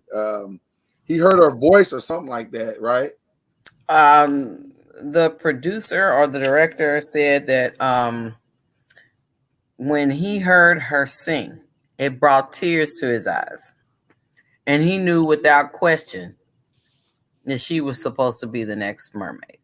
And his only desire was to have the right person play that role. Whereas now, again, we're talking about entertainment. They love for us to entertain them. They love for us to sing and to dance and to play the ball. And right now, the stadium is filled watching these 65, 75% black people play football and entertain them in that way and beat up on each other on the football field. So I get it. You know what I mean? But I do want to, I wonder, is that racist black people or, racist white people, or is that white people? Because a lot of times we'll say white people are racist and we'll just blankly say that. And we've also on this show talked about the all factor, that all is not necessarily true. So I'm just asking. All is hardly ever true. All is hardly ever true. Ever, yeah. There have always been and always will be white people that stand with and stand for and help black people. Sometimes that's done because they've added up the numbers and they say, I can make money this way. Sometimes that's done because they feel that they were raised that way, that color doesn't matter. Sometimes that's done because of their benevolent heart and they want to give. It makes themselves feel like they're closer to Christ. Oh my goodness. There are a host of reasons why white people help or give. But it doesn't really matter why you do it as long as you do it. Because what we have to as blacks is get out of that heart thing. Stop trying to read people's heart. Because the reality is we can't. I don't know why you're doing what you're doing. I just know that you're doing it. And that's really all that matters. But you don't think you know the intent of the heart? Listen, you can't. You can't. You. To me, that's a game that's not winnable. Trying to understand someone's heart. I know what your actions are. Right. But I don't know why you do what you do. It could be pure hatred. It could be self-preservation. True. It could be because you don't know no better. I don't know why you do what you do. I just know that you do it. True. Very, very true. Okay. I just wanted to make sure of what Were you right? the director. Yeah, I remember reading that article, but also I wanted to confirm that the director is a white man. I thought he was. I was pretty sure and he was. He was like, before all of, while everybody's going left, he was like, man, when she sung the whatever she sang to be considered, he was like, tears. Just, oh my God. So I want to go what Jay is saying. He's saying the action is more important than the intent of the heart. I don't know if that's a disagreeable point, because I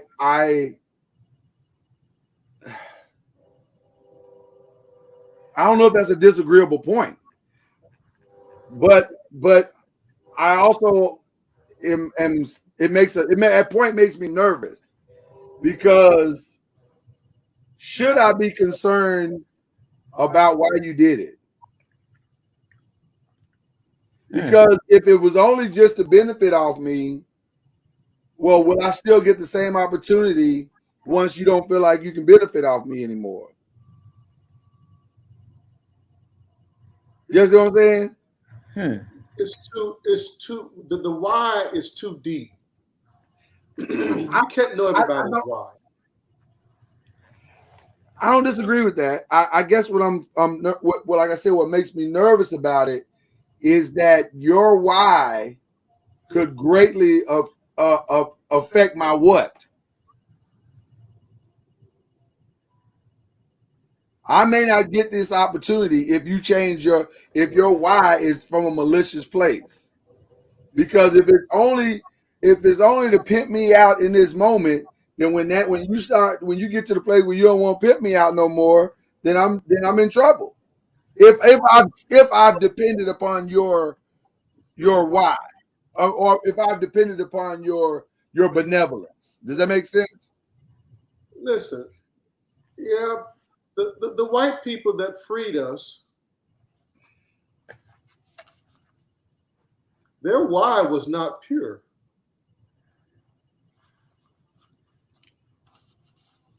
Doesn't matter why it happened. What matters is that we're freed, that we were freed. What was that president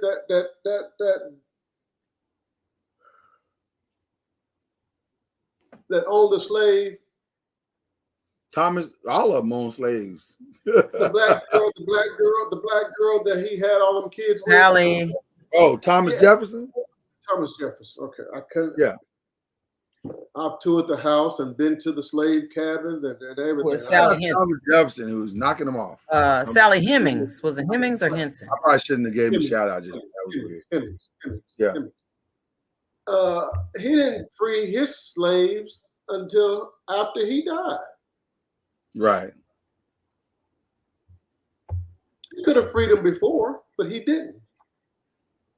So the pure part, the reason, the why, is not nearly as important. It may be important when they meet Jesus, but it's not important to us. It's important because you kept me a slave longer than I should have been. Could have been free long time ago. I mean, why I was a slave doesn't even matter. All I know is I was a slave. Whether I was a slave, right? Yeah. Whether that was for money, trade, or whether that was because you hated them Africans and you wanted them to bow before you and you wanted to. Right. Doesn't matter why I was a slave. I was a slave. Right. You make a great, this is an interesting conversation because you're right. Power is not easily transferred. In fact, it's almost, you got to pry it out of people's cold, dead hands most of the time. But I want to ask this question because of what you just asked, what you just said. And this is a hard question to answer. If there were more representation, would we see more power transfer? Because if there were more black people like Mama Noise that were allowed to go to the penthouse of Humana and see possibilities and more Haley Baileys on the screen and more Derwin Webbs and blah, blah, blah, blah, blah, would we see a tremendous shift in power ultimately?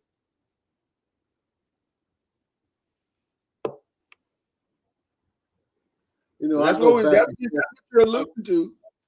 I go back and forth with that in my own mind. If you exposed more black kids to Mama Noise's experience with Humana, if they got to see the inside of the suite, if they got to see the inside of the boardroom, right? If they got to see the inside of the corporate headquarters with the marble and the glass, and if they got to see the possibilities, you would definitely have an impact on those kids. Let me tell you why. What percentage? I don't know, but you would definitely have an impact on those kids. Let me tell you why what you're saying is so honest and true. I worked one of my first jobs out of college is working in the projects at a community center. And Ryan remembers some of this as well because he worked alongside of me. And we exposed a lot of those kids to possibilities outside of their neighborhood. I worked in Shepherd Square, I remember specifically 2 young men. I exposed both of them to possibilities way outside of their project neighborhood. Like, you don't have to eat this over here in this neighborhood. You can go to restaurants like this. You can go have fun like this. You can go have experiences like this. One of them got all the way out. The other one did not. But I wonder, based on that 50% ratio, if we could expose half of our kids to possibilities and opportunities and choices at a 50% rate, we'd change Black America. We would change Black America. We would literally change Black America. One of my favorite Facebook pages is called Black Enterprise. Mm-hmm. I love going to that page to get information to forward to our children.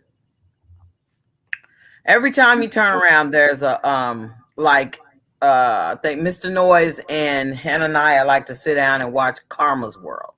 We do. Okay, well, they've already been greenlit for the next season. Oh, next season comes out next week. Me and baby girl are getting ready for it. Right. So I mean, I sent that. So I told Azaria that Sesame Street now has its first Black puppeteer. What?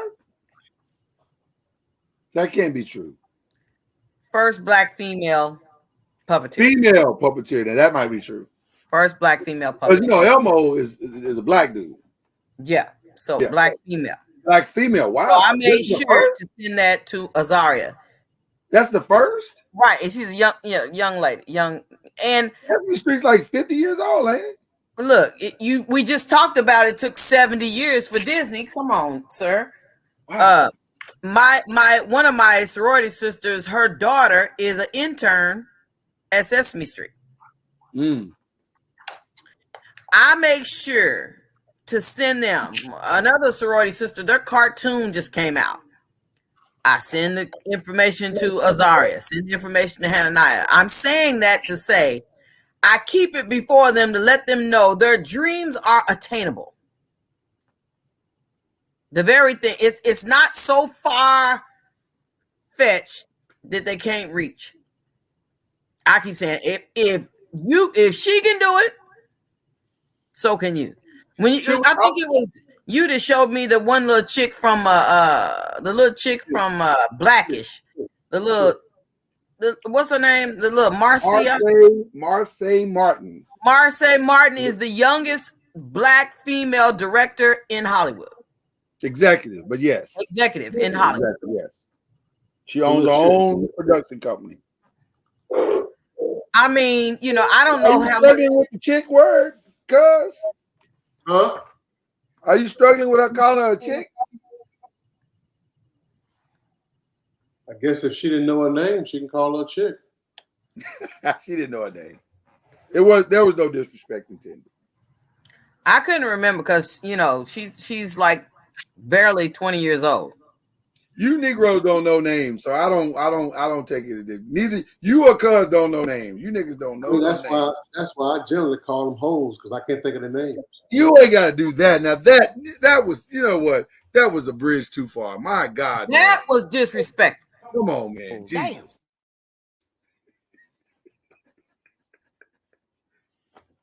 Continue, Mama. I'm so sorry. That was wrong as 4 left shoes. Right. That was a level 2. That was a level. What the hell? That was for you, Ron. That was for you. My point in my statement is you don't know how many men say that. They call them out their name because they say they can't think of their name. And Mama Noise, you basically just did the same thing with Chick. You No, could have I called her didn't. Mama Noise. You called Don't her be put Chick. me in a category of a bunch of Well, dudes. well, now you did call her chick, Mama Noise. You said that Mama chick. Noise, You let's didn't just say say, Chick, girl, I didn't say anything that was vulgar. let's young just lady. say, let's just say you couldn't think of the vice president's name, which I can't think of right now. Let's just say you couldn't think of her name. Would you call her that chick, the first lady, that chick? I don't know why you keep trying to listen. I absolutely would call her a chick, a girl, So Why wouldn't you princess. call her a lady? but I Why wouldn't wouldn't you call say her nothing lady? vulgar. Well, Mama knows. I mean, You mean what? Win what? Y'all in y'all bag tonight. You and Mama Noise are in y'all bag tonight. I I promise you. always want to be James Brown. What is happening right there? Oh my goodness. Help us, Lord. Help us, Lord. Help us, help us, help us. let me say this before I forget. Back to your original, your question, Mr. Noise. Right. If we exposed 50%, if we exposed our kids and 50% of them were affected enough to make a change, we could change Black America. I disagree. Just think of it. I think he likes If this disagree. if you are not ready for the change may come, but you can't handle the change. The wandering around in the wilderness, what was the purpose of that?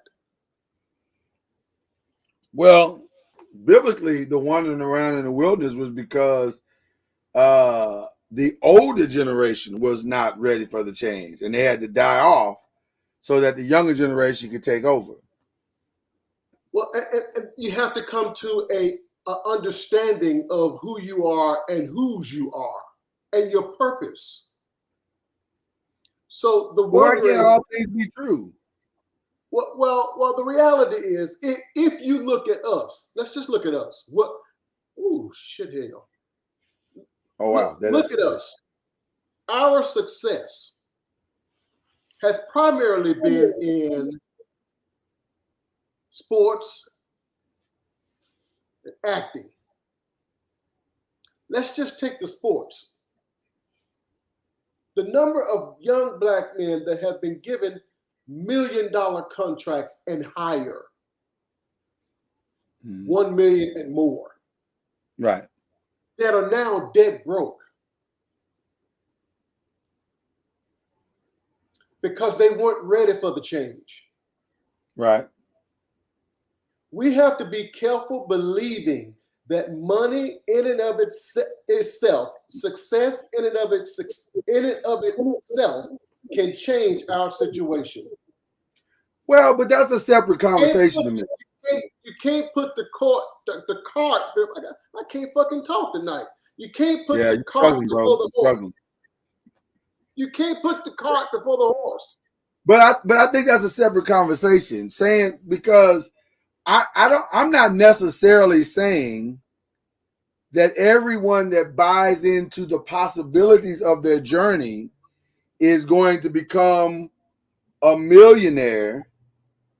Because every lawyer is not going to become a millionaire. Every doctor is not going to become a millionaire. Every businessman is not going to become a millionaire, but they can become, quote, unquote, successful. Well, what I was talking about was success, not necessarily a million. What I was talking about was success. Well, then in that regard, I think if we expose kids to the possibilities of bettering themselves and become successful, I still stand by the statement you could change Black America. Because if fathers and mothers are teaching their kids, this is the path to success. And here is an example of that.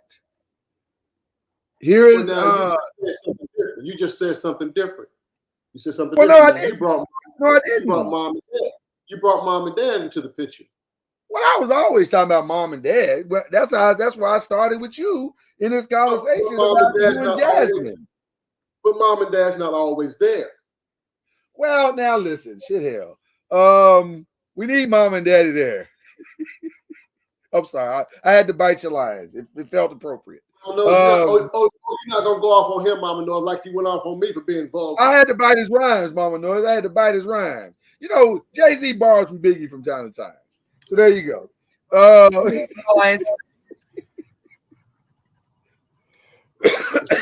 Mom and dad got it's too late. Yeah, mom and dad got to be there to help guide the understanding of the representation. I've always thought that. I don't think a child can be exposed. And by the way, the two young men that I'm talking about, the one that didn't make it, I truly believe it was because of the disconnect because of his mom.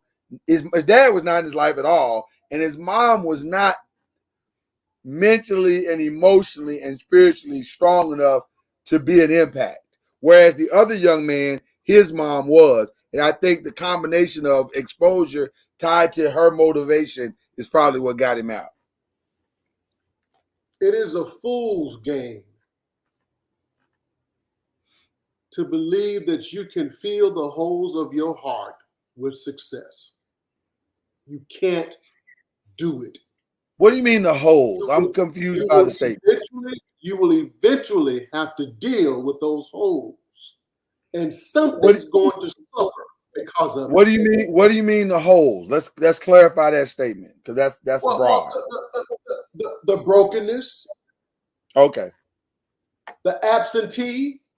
Okay. The lack of love, the lack of support.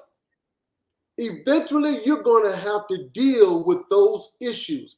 And what we do as a people, I'm telling you from her personal experience, you better listen up. I'm telling you the God honest truth. We chase success, the bag. We believe that that's our answer. I don't know. You are eventually going to realize that was not the answer. I don't know if we're chasing the bag because it's supposed to fill the holes as much as we're chasing the bag so that we don't have the pain and the brokenness combined. Like it's hard as hell to deal with the brokenness. It's even harder not to have a bag and to deal with the brokenness. Like, you know what I mean? You don't want to be broke and broken. And it's hard to fall off the back of a pickup truck, but it hurts a whole lot more to fall out of a building. So you got to be careful climbing. You got to be careful climbing if your foundation hasn't been fixed. Well, I don't disagree with that. I would prefer, and I think we all would say the same thing, that our young people deal with the trauma and the brokenness before their success. But now let's be honest about that statement. Very few of them in the areas that we are quote unquote being allowed to be successful in get the opportunity to do that. Very few of them, right? They end up. And it's a struggle. I don't disagree with that. And it becomes a struggle. I agree. And like you know, it was interesting that we're having this conversation because today Cardi B was plead out of her court case where, you know, everybody knew she had her little crew to go whoop them girls' ass for alleging that she they slept with her man. So she plead down to a misdemeanor and some community service and some other stuff. And she admitted, I have made some mistakes on my journey. Hopefully I've grown from those mistakes and I'd like to get back to doing what I do, but also knowing that I got to get better as a person. So there you go. I agree. And I think that's a great example of what you're talking about. She got to success way faster than she probably expected that she would, and still carried all of the trauma and the baggage of her life with her, and it eventually caught up to her and almost put her in jail. So I get it. I understand exactly what you're saying.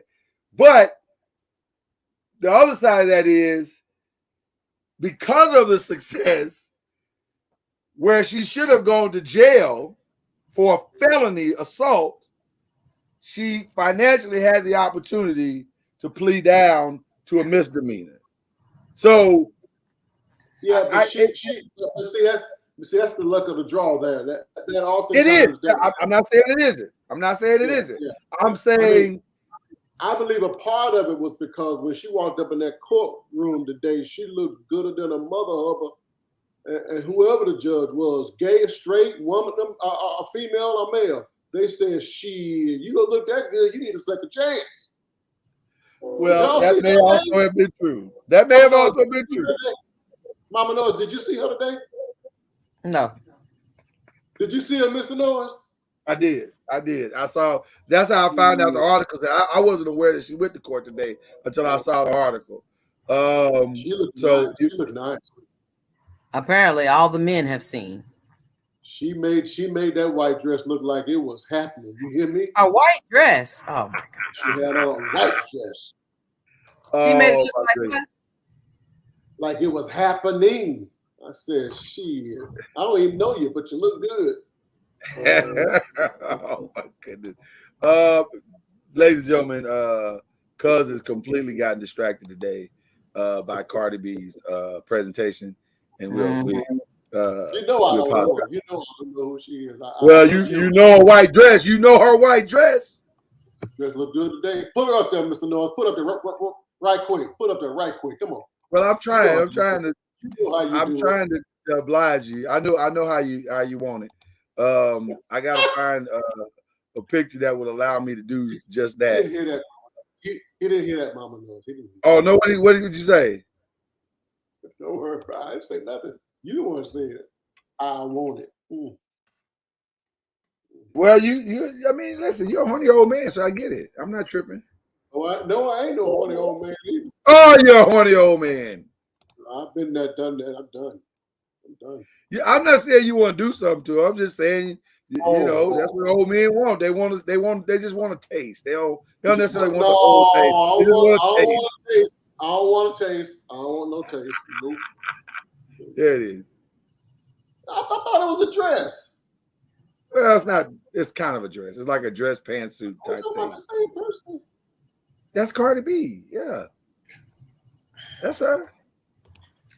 Under police escort. Well, now listen. She, you know, she in a dangerous situation. If we're being honest, that one thing about being a celebrity. And I'm drifting off the subject a little bit here, but I think you give up anonymity and exchange that for I just heard Ja Morant talking about this. He said the one thing I didn't realize with fame was that I was going to give up my independence and ability to just do whatever I wanted to do.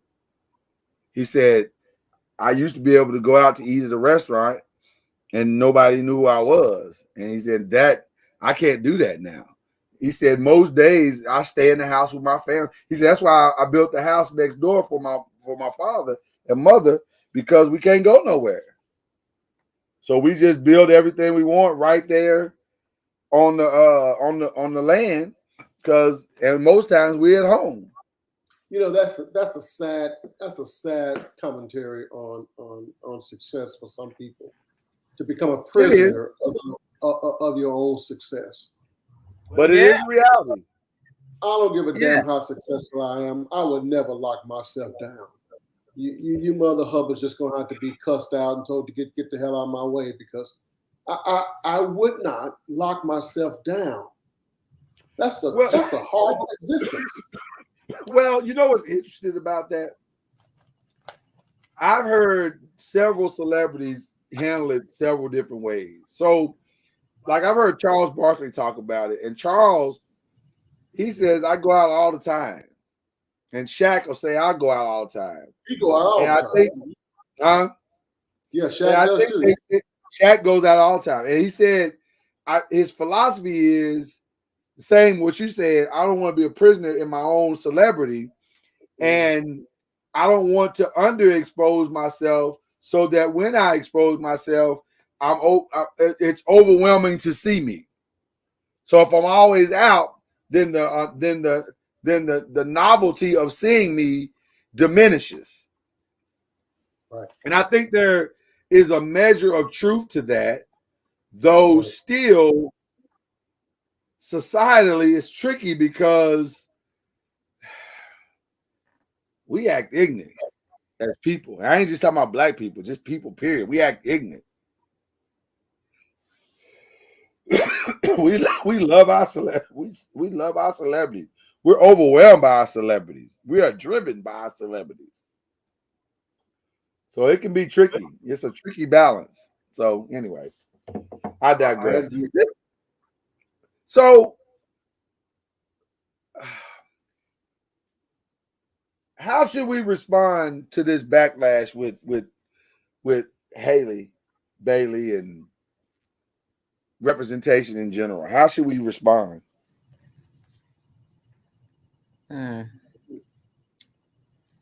I've been seeing nothing but in my news feed, people are like, okay, so this is what we're doing. I think what's about to happen is the backlash is going to push this movie to places that no other Disney movie has ever gone. Listen, folks is already like, we need to go out and support this like we did Black Panther. That's the point. That's the point that I'm making to you, Mama Noise. I think what racists don't understand is that when you do stuff like this, you are fueling those of us who, or maybe they do understand. Now it got me thinking maybe this is all part of the plan. Because sometimes I wonder if racism is implanted. You wonder what now? Sometimes I wonder if racism is planted. And what I mean by that is one thing that people know is that that black people hate certain things. And if you stir them up, they will respond. So I wonder sometimes if these racist acts are not business planted by people who know that if you stir up black people enough, we will respond and be like, oh no, we're gonna show y'all. And then we blow out the theaters, and ultimately Disney wins. That's just the conspiracy theorist in me. You told me you were not a conspiracy theorist. You told me you were not. You told me you were not a conspiracy theorist. That it was just your word. From time to time, I'm not a wild conspiracy theorist like Mama Noise is. I try to bring reason to my conspiracy theories. I'm just saying. Mama Noise just be saying wild-ish. I mean, like for instance, some of my friends was like, okay, you got problems with the Little Mermaid being black, but y'all took Cleopatra and put a whole bunch of makeup on her. Well, they took Cleopatra and gave it to Liz Taylor. But that's what I'm saying. They were showing like different people in all these different movies. They're like, this dude wasn't white. All the different Indian characters. We've been watching them since we grew up. All these different characters and stuff. They were not white characters. Right. But they put on the black face, put on brown makeup, everything they could to avoid putting a black person in the role that's supposed to be in the role. Well, and I agree, Mama Noy. I guess what I'm saying is, why I even brought it up was, we're gonna respond. I know black people, we're gonna respond, and we're gonna respond in a big way. That I'm telling you, the movie's probably gonna break the bank. There are 2 movies over the next year that are going to be ridiculously successful. Number 1, Black Panther. The second Black Panther is going to be a massive success. Oh my gosh. It may not even be good, but it doesn't matter. We going. I've seen so many groups that have already I'm just gonna say our sorority and fraternity that have like in other words, they done reserved a theater Right. for everybody to come and you know, they done told people, let's all wear white, you know, to acknowledge, you know, the death of Chadwick, you know, right. or you know, go ahead. Well, I didn't want to go off on that tangent. You kind of went off on a tangent there. I was just saying there are 2 movies. I didn't get to the second one. You kind of jumped. Wow. No, I'm just saying you jumped the gun. I wasn't done. You cut me off. And the second movie was Little Mermaid. Now, okay, now you can go on your tangent. That's all I wanted to say. Well, there's a third one too. What's the third one? The Woman King. Do you think we coming out for Woman King? I haven't been hearing a lot about that. Man, and you ain't been hearing very well. You can deep breathe all you want to. It's going to be very successful. Mm-hmm. Okay. I wanted to be successful. We needed to be successful. We need Viola to get a big win. A big win. She will on this one. Mm-hmm. Okay. No, we need it. I agree. 1,000%. Oh my gosh. You need to see the trailer. Listen, I've seen the trailer. I like it. What about our perception that white people are racist? Mm-hmm. What about that moves us to support a film? Because you said, and I don't disagree. In fact, I totally agree that because we believe that they are treating the mermaid Haley. Right. Okay. Belial. I'm sorry. Right. The young lady. Really? Because we believe that they are treating her in this movie in a racial way, that's going to move us even more. Right. Why does that motivate us? What they think? Let me just tell you what I'm about to say is the genius of our show is how we tied everything together, and we don't even do it. We don't even plan it. It just God just loves us that much, and it works out that way because we didn't get the toy when we were younger. We didn't get the opportunity when we were younger. We didn't get the opportunity back then, and the trauma of everything that we have gone through still is unreconciled. And because it is still unreconciled, we feel like we got to every opportunity we can to go back and fix it. Yeah. We're gonna take it every time. Y'all have not given us our reparations. Y'all have not said I'm sorry for making us go to the separate bathrooms in the back of the restaurant or sit at the back of the bus. So every time we get a chance to spit in your racist face, we're gonna do so. That's how we see it. So then, if that's the truth, and I like that, that spitting part, especially. That did something fun. I hate I said it now. Go ahead. But if that's true, what you just said, then why are we lacking in so many other areas personally? The areas that we can control, when we know racism did it to us. We know we are where we are because of a racist systemic system that I almost said that F word, Mama Noah. You call it, Mama Noah. That jacked us over in this country. We know the system, the cards were stacked against us. They was dealing from the bottom. We know that it was jacked up. Yet that doesn't motivate us to success. One family at a time. Right. But going to a movie to prove that we are somebody and to spit in your face. Right. That motivates us. I don't get our thinking on that. Well, it's easier. Let me say this and I'm going to shut up. A part of me being the black dad and husband and man that I am is because of what black people went through in this country. I refuse to be anything less. Right. Okay. it's easier for us to give. Wow, this is well. Listen, we always say we're gonna tell the truth on this show, so let's just tell it. It is easier for us to give a marginal expression of our blackness than an actual one. So if I Wakanda forever and you know that shows my blackness. I have supported the cause. I represented my people. I tweeted it out. I this, I that. That's easy, and it requires little of me to do that. But to actually actively invest in my own people and invest, I saw something. Oh man, I'm about to mess up bad here. I saw something from one of my frat brothers. He was talking about, hey, I can't respect Sigmas that pledge the fraternity and don't do the work. And I understood what he was trying to say.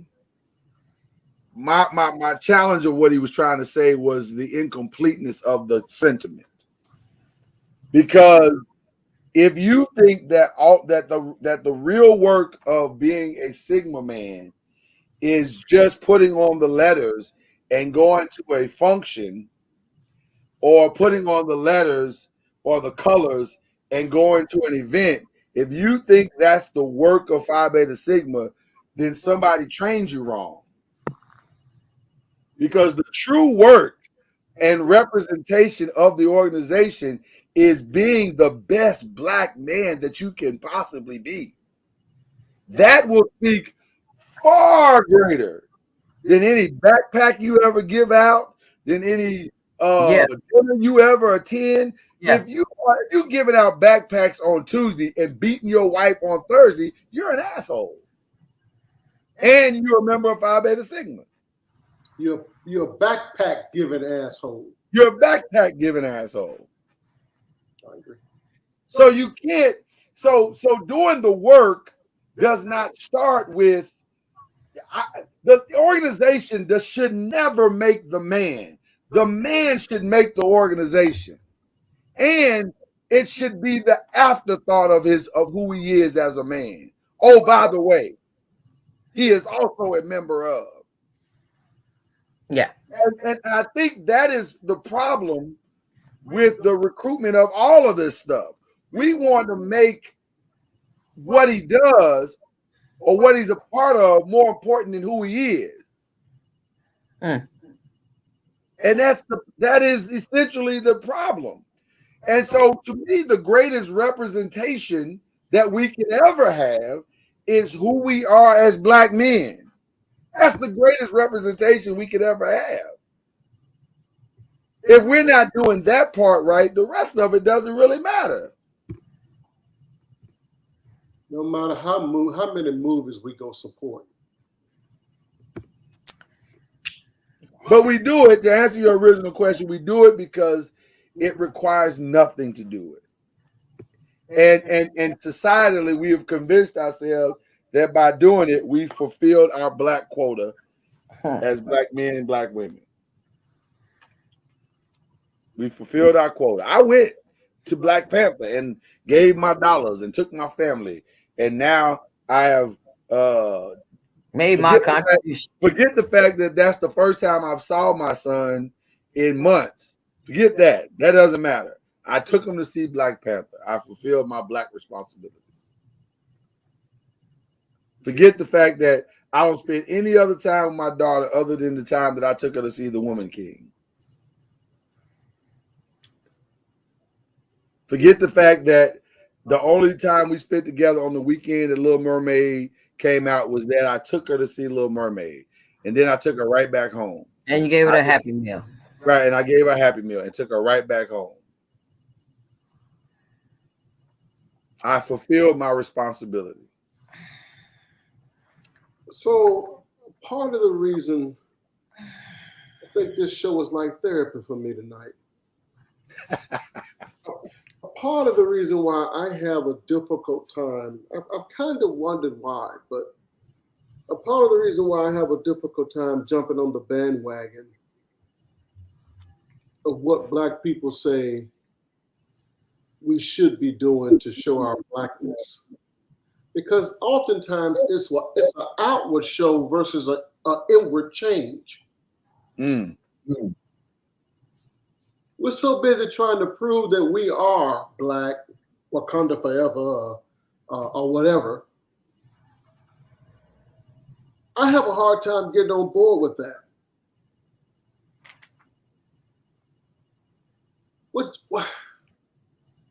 Which is why I believe, I mean, Mama Noise does this too, but you know, she does it for a different reason. Uh-oh. I don't know all the Black shows, all the Black movies. Y'all don't like Black people. That's Mama Noise. That's Mama Noise. That ain't me. What is Just ride with it. Just ride with it. Daggone. These are just jokes, Mama Noise. These are just jokes. just joke?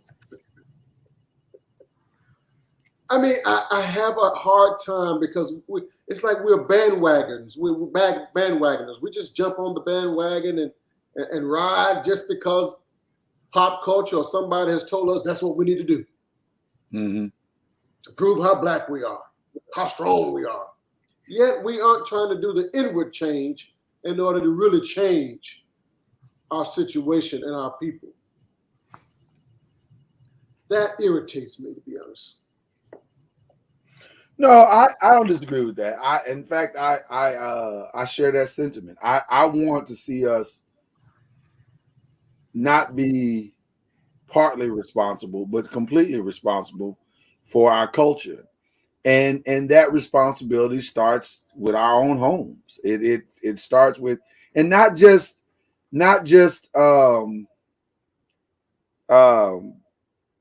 I know you're busy, man. I know you're busy. I get it. We all are busy. I understand that we all trying to make this money and pay these wahites, and I get it. I understand. It does not, though, absolve you of trying to find a way to bond and to build and to expose our children and our families to the possibilities and the representation. It doesn't. And I'm sorry that we're going to bed tired because of it. But that's just how it is. That's the responsibility that we accepted. You know, that's funny. Ron says he's black. Black as hell. Negro black. It doesn't absolve us. And we gotta stop allowing it to. It still doesn't keep you from making that extra phone call, that extra everything that it requires for us to, you know, build our families. So I'm with you, because I and I'll even take it a step further. Wow, this is ugh. To me, it is somewhat hypocritical to celebrate our Blackness without truly walking in that Blackness.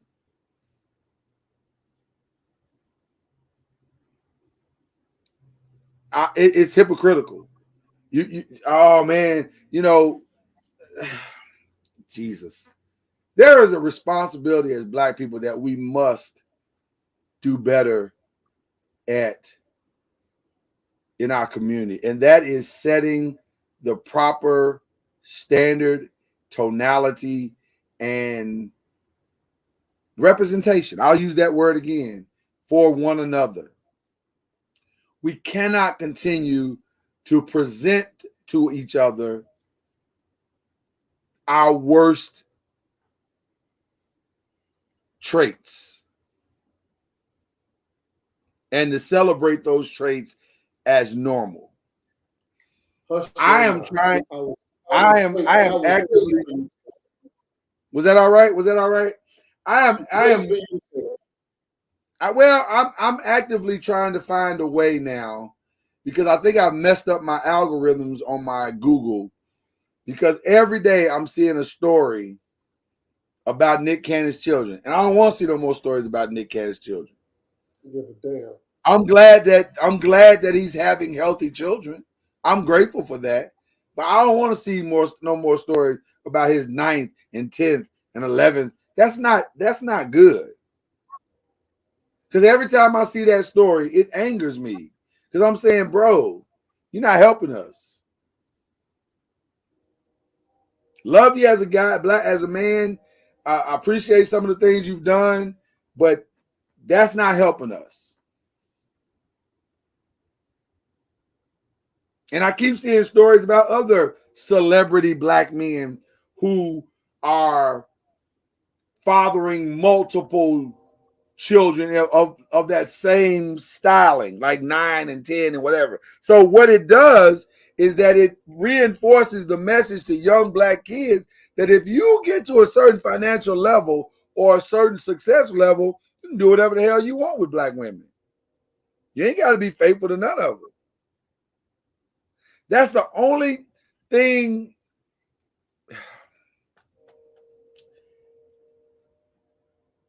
That's the only thing about like Country Wayne that I don't love.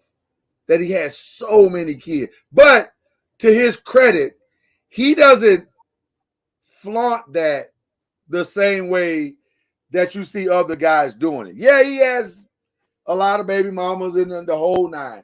But I don't think he sees that as the same way that Nick and some of the others see it.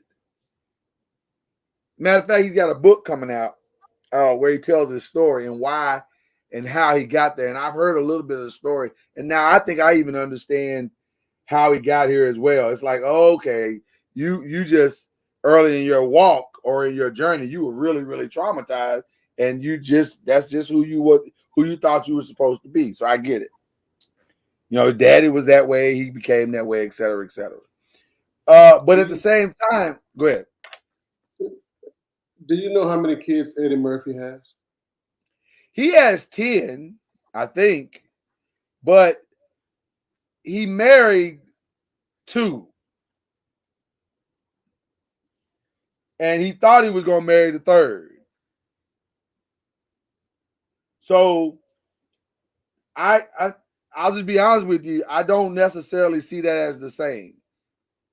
Well, the point is, Nick is doing it in the public eye. Mr. Noah's black men have been.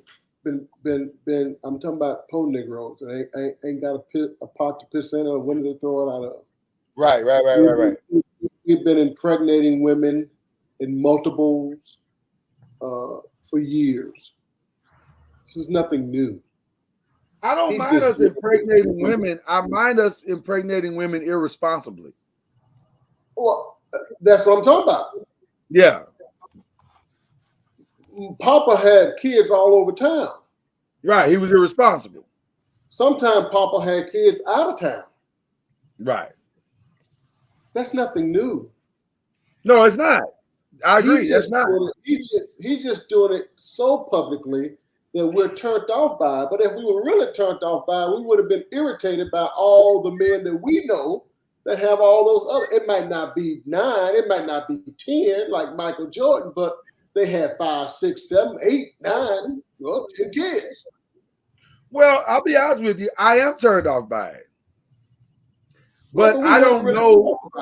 We haven't spoken about it, but we're irritated at Nick. No, I'm irritated at all of it. But I'm irritated specifically at Nick because Nick, see, one thing that's not happening with those other jokers that you're talking about, they're not in every news publication on the internet. Mm-hmm. They don't have people talking about them on every website on the internet 24/7. Right. Yeah, they're more That's private. the problem I'm having. And it's being celebrated as if it's a good and normal thing. Just like, go ahead. Just like what you just said, he just had his new daughter. Was it yesterday? That's what I'm saying, Mama Noise. And her name is Onyx Ice Cold Cannon. Ice Cold Cannon. Wow. Well, anyway, I don't know. I ice cold. That's a whole other conversation. I'm just I don't like any of it. Listen, if you want to have 10 kids responsibly, I'm here for it. Knock yourself out. Get in where you fit in. And you mentioned Eddie Murphy. One thing about Eddie Murphy has built a life that can take care of 10 kids. I don't disagree. Right. And maybe Nick has too. Maybe Nick would say, well, so have I. But yeah, you let him tell it. He has right. to. But the difference is Eddie has tried. He has attempted to try to be and centralize his life in such a way to where he is literally fathering those kids on a regular basis, all of them. And I don't know, they are all part of his life. Matter of fact, I've seen some interviews and I've heard him talk about, you know, I don't do as many. I'm not on the road with stand up. I think one of the reasons why he's not on the road with stand up like he used to be is because I do think he takes fatherhood seriously. And so he's got young kids at home. He's like, well, man, I got to be here for all these kids. I got to, the life that he's created, I think he's there to try to support that life. I don't know, man. Nick is, I don't know. He's just different. But I don't want to just make it about Nick. My point of even bringing Nick back into the conversation was that we've allowed ourselves to normalize that part and say that that's a part of blackness, and it's not. That's not a part of blackness. At least it shouldn't be.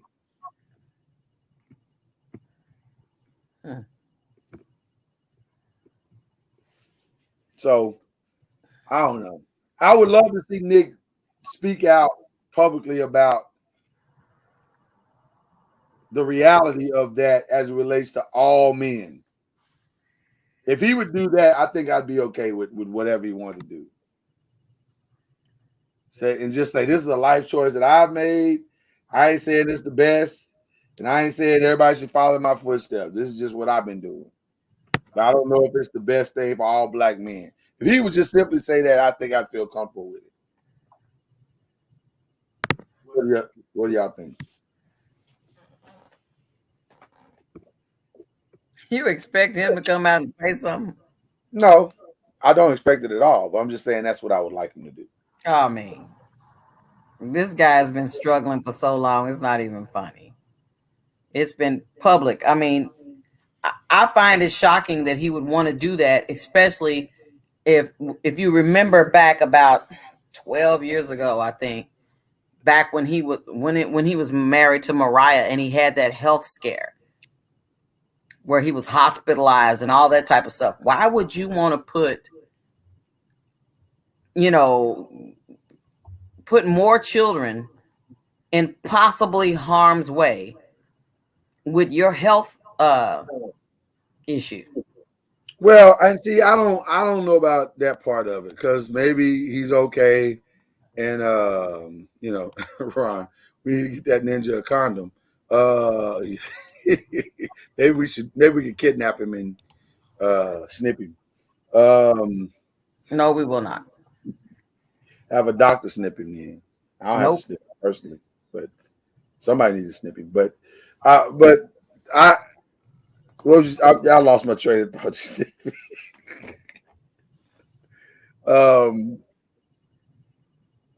I don't want to get into his medical thing because I don't know enough about that, and none of us do. Well, I'm just saying, I'm not saying specifically, but it is public knowledge about his health care. No, I don't disagree with that, Mama Noise. I'm saying I don't know. I can't speak. None of us can speak on what he's quote unquote passing down to his children. We don't know. Okay. It's way too early in the conversation to assume that these children are going to be sickly or whatever. We don't know. They may miss it altogether. They may all miss those traits altogether. So we don't know. But I understand what you're trying to say is that, it's, I don't know, it's a risk. It's all of it, but all of it's a risk. So I don't, we all are risking stuff all the time health wise. So I don't want to get into the weeds on that.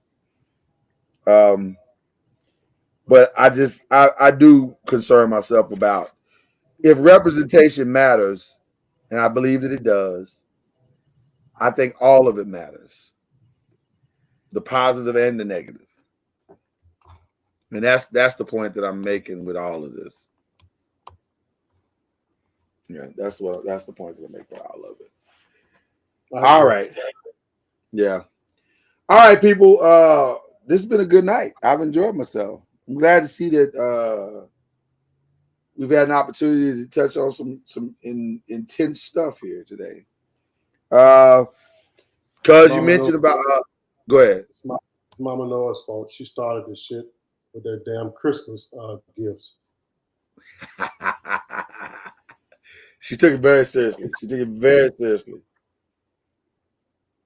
Yeah, she took that very seriously. I've never heard of it, but okay. I'm shocked that you haven't heard that. I'm very shocked by that. I gotta be honest with you. I'm very shocked by that.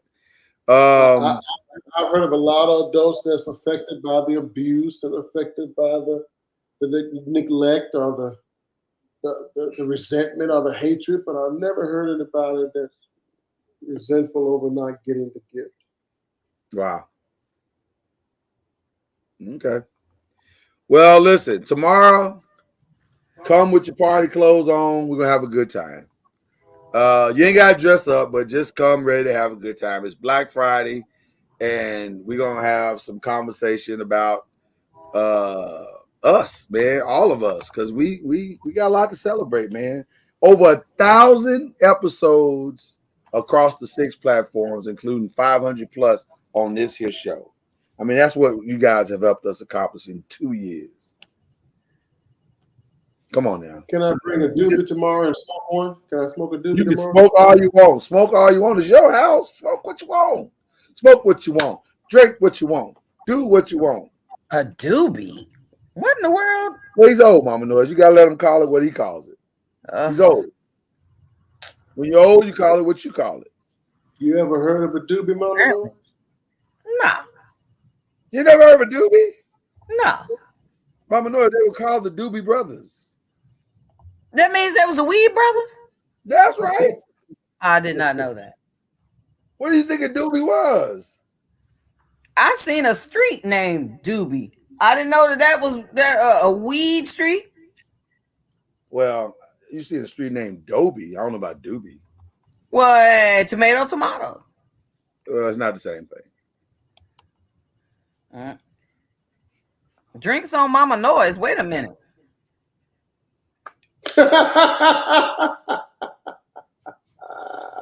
Kyrie already. Kyrie is ready to turn up. Yeah, I imagine. He's ready to turn up. He's ready to turn up. I'm ready to turn up too. I ain't gonna lie to you. So we're gonna take it as it comes. How old is Tracy Ellis Ross? She's gotta be 50. She's gotta be 50. Mm-hmm. Let me hold on. I'll talk amongst yourselves. Gosh. She's gotta be 50. What are you goshing for, Mama Noise? 49. I was close. She'll be 50 October 29th. Why do you ask, sir? Because she a red bone woman, which is his favorite, like it's some type of snack or something. I feel like you get distracted by red bones fairly. Mama Noise, I don't want to snack on you. See that? I do. I didn't say. See that? I want to snack on you. But where is the lie? Is that not true? What's that? Mama Noise, I do find the opposite of myself. I'm a chocolate drop. I do find the opposite of me. A chocolate drop? What the chocolate drop? Whatever you want to call it. Whatever you want to call it. Whatever you call it, black ass nigga. I don't care. I'm just saying the opposite of me. I generally find very, very, very attractive. Okay. I will let you choose the reaction that you would like when you heard Cuz say chocolate drop. Some of you were like, Oh my God! whereas other ones were like, What are you doing? I don't know what to call it, but anyway, the I'm just opposite saying, of me. choose. Opposite of you.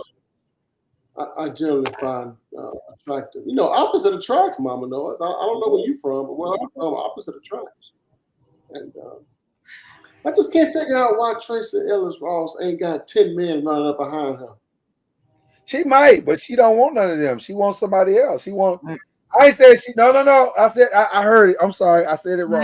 That's not what I meant. That's not what I meant. It's not what I meant.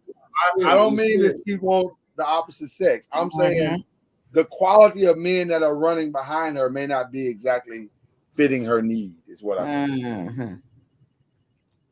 She is a bad. Maybe these men are not presenting. Huh? She's a bad to the bone kind of sister to me. It is shocking that she seems to be a nice young lady, and it is shocking that personality. Yeah, she got all the ass a black man could ever want. Oh, what the what?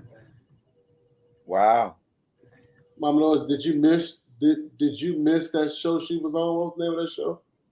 Blackish. She didn't watch Blackish. She didn't watch Blackish. No, Blackish. The one before then, when she was younger. What was that show? Girlfriends. Girlfriends, yeah. No, I didn't watch it. Hey, can I say something real quick? You didn't watch it? No, Lloyd watched it. Can I say something real quick? When you she didn't watch a lot of black shows, cuz you know that. Would you stop it? When you said, yeah, it's very true.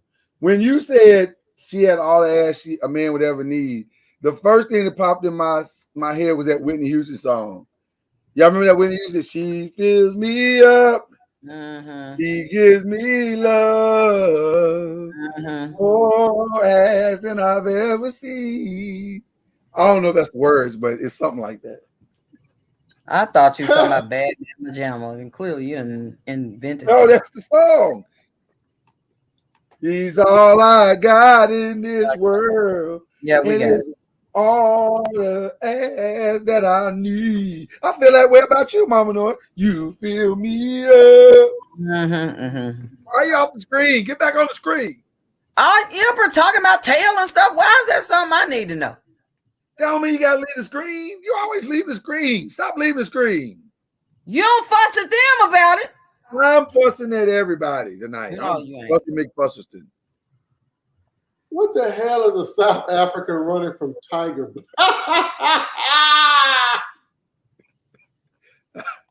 That's how black you try to say you are? That nigga, that ain't right, boy. I'm telling you. He said you are a Negro black, milk dud black, midnight blurple, deep South African running from Tigers black. That nigga ain't right. He ain't right. He ain't right. He ain't That's black He though. ain't right. That's pretty black. What he saying? What he trying to say? We got to get out of here. Y'all be good. We will see y'all tomorrow for the anniversary celebration. Until then, don't take no wooden nickels. First you don't succeed, give up and try something else. And we love y'all very much. And y'all have fun until tomorrow. That's just me stalling for the outro. Outro.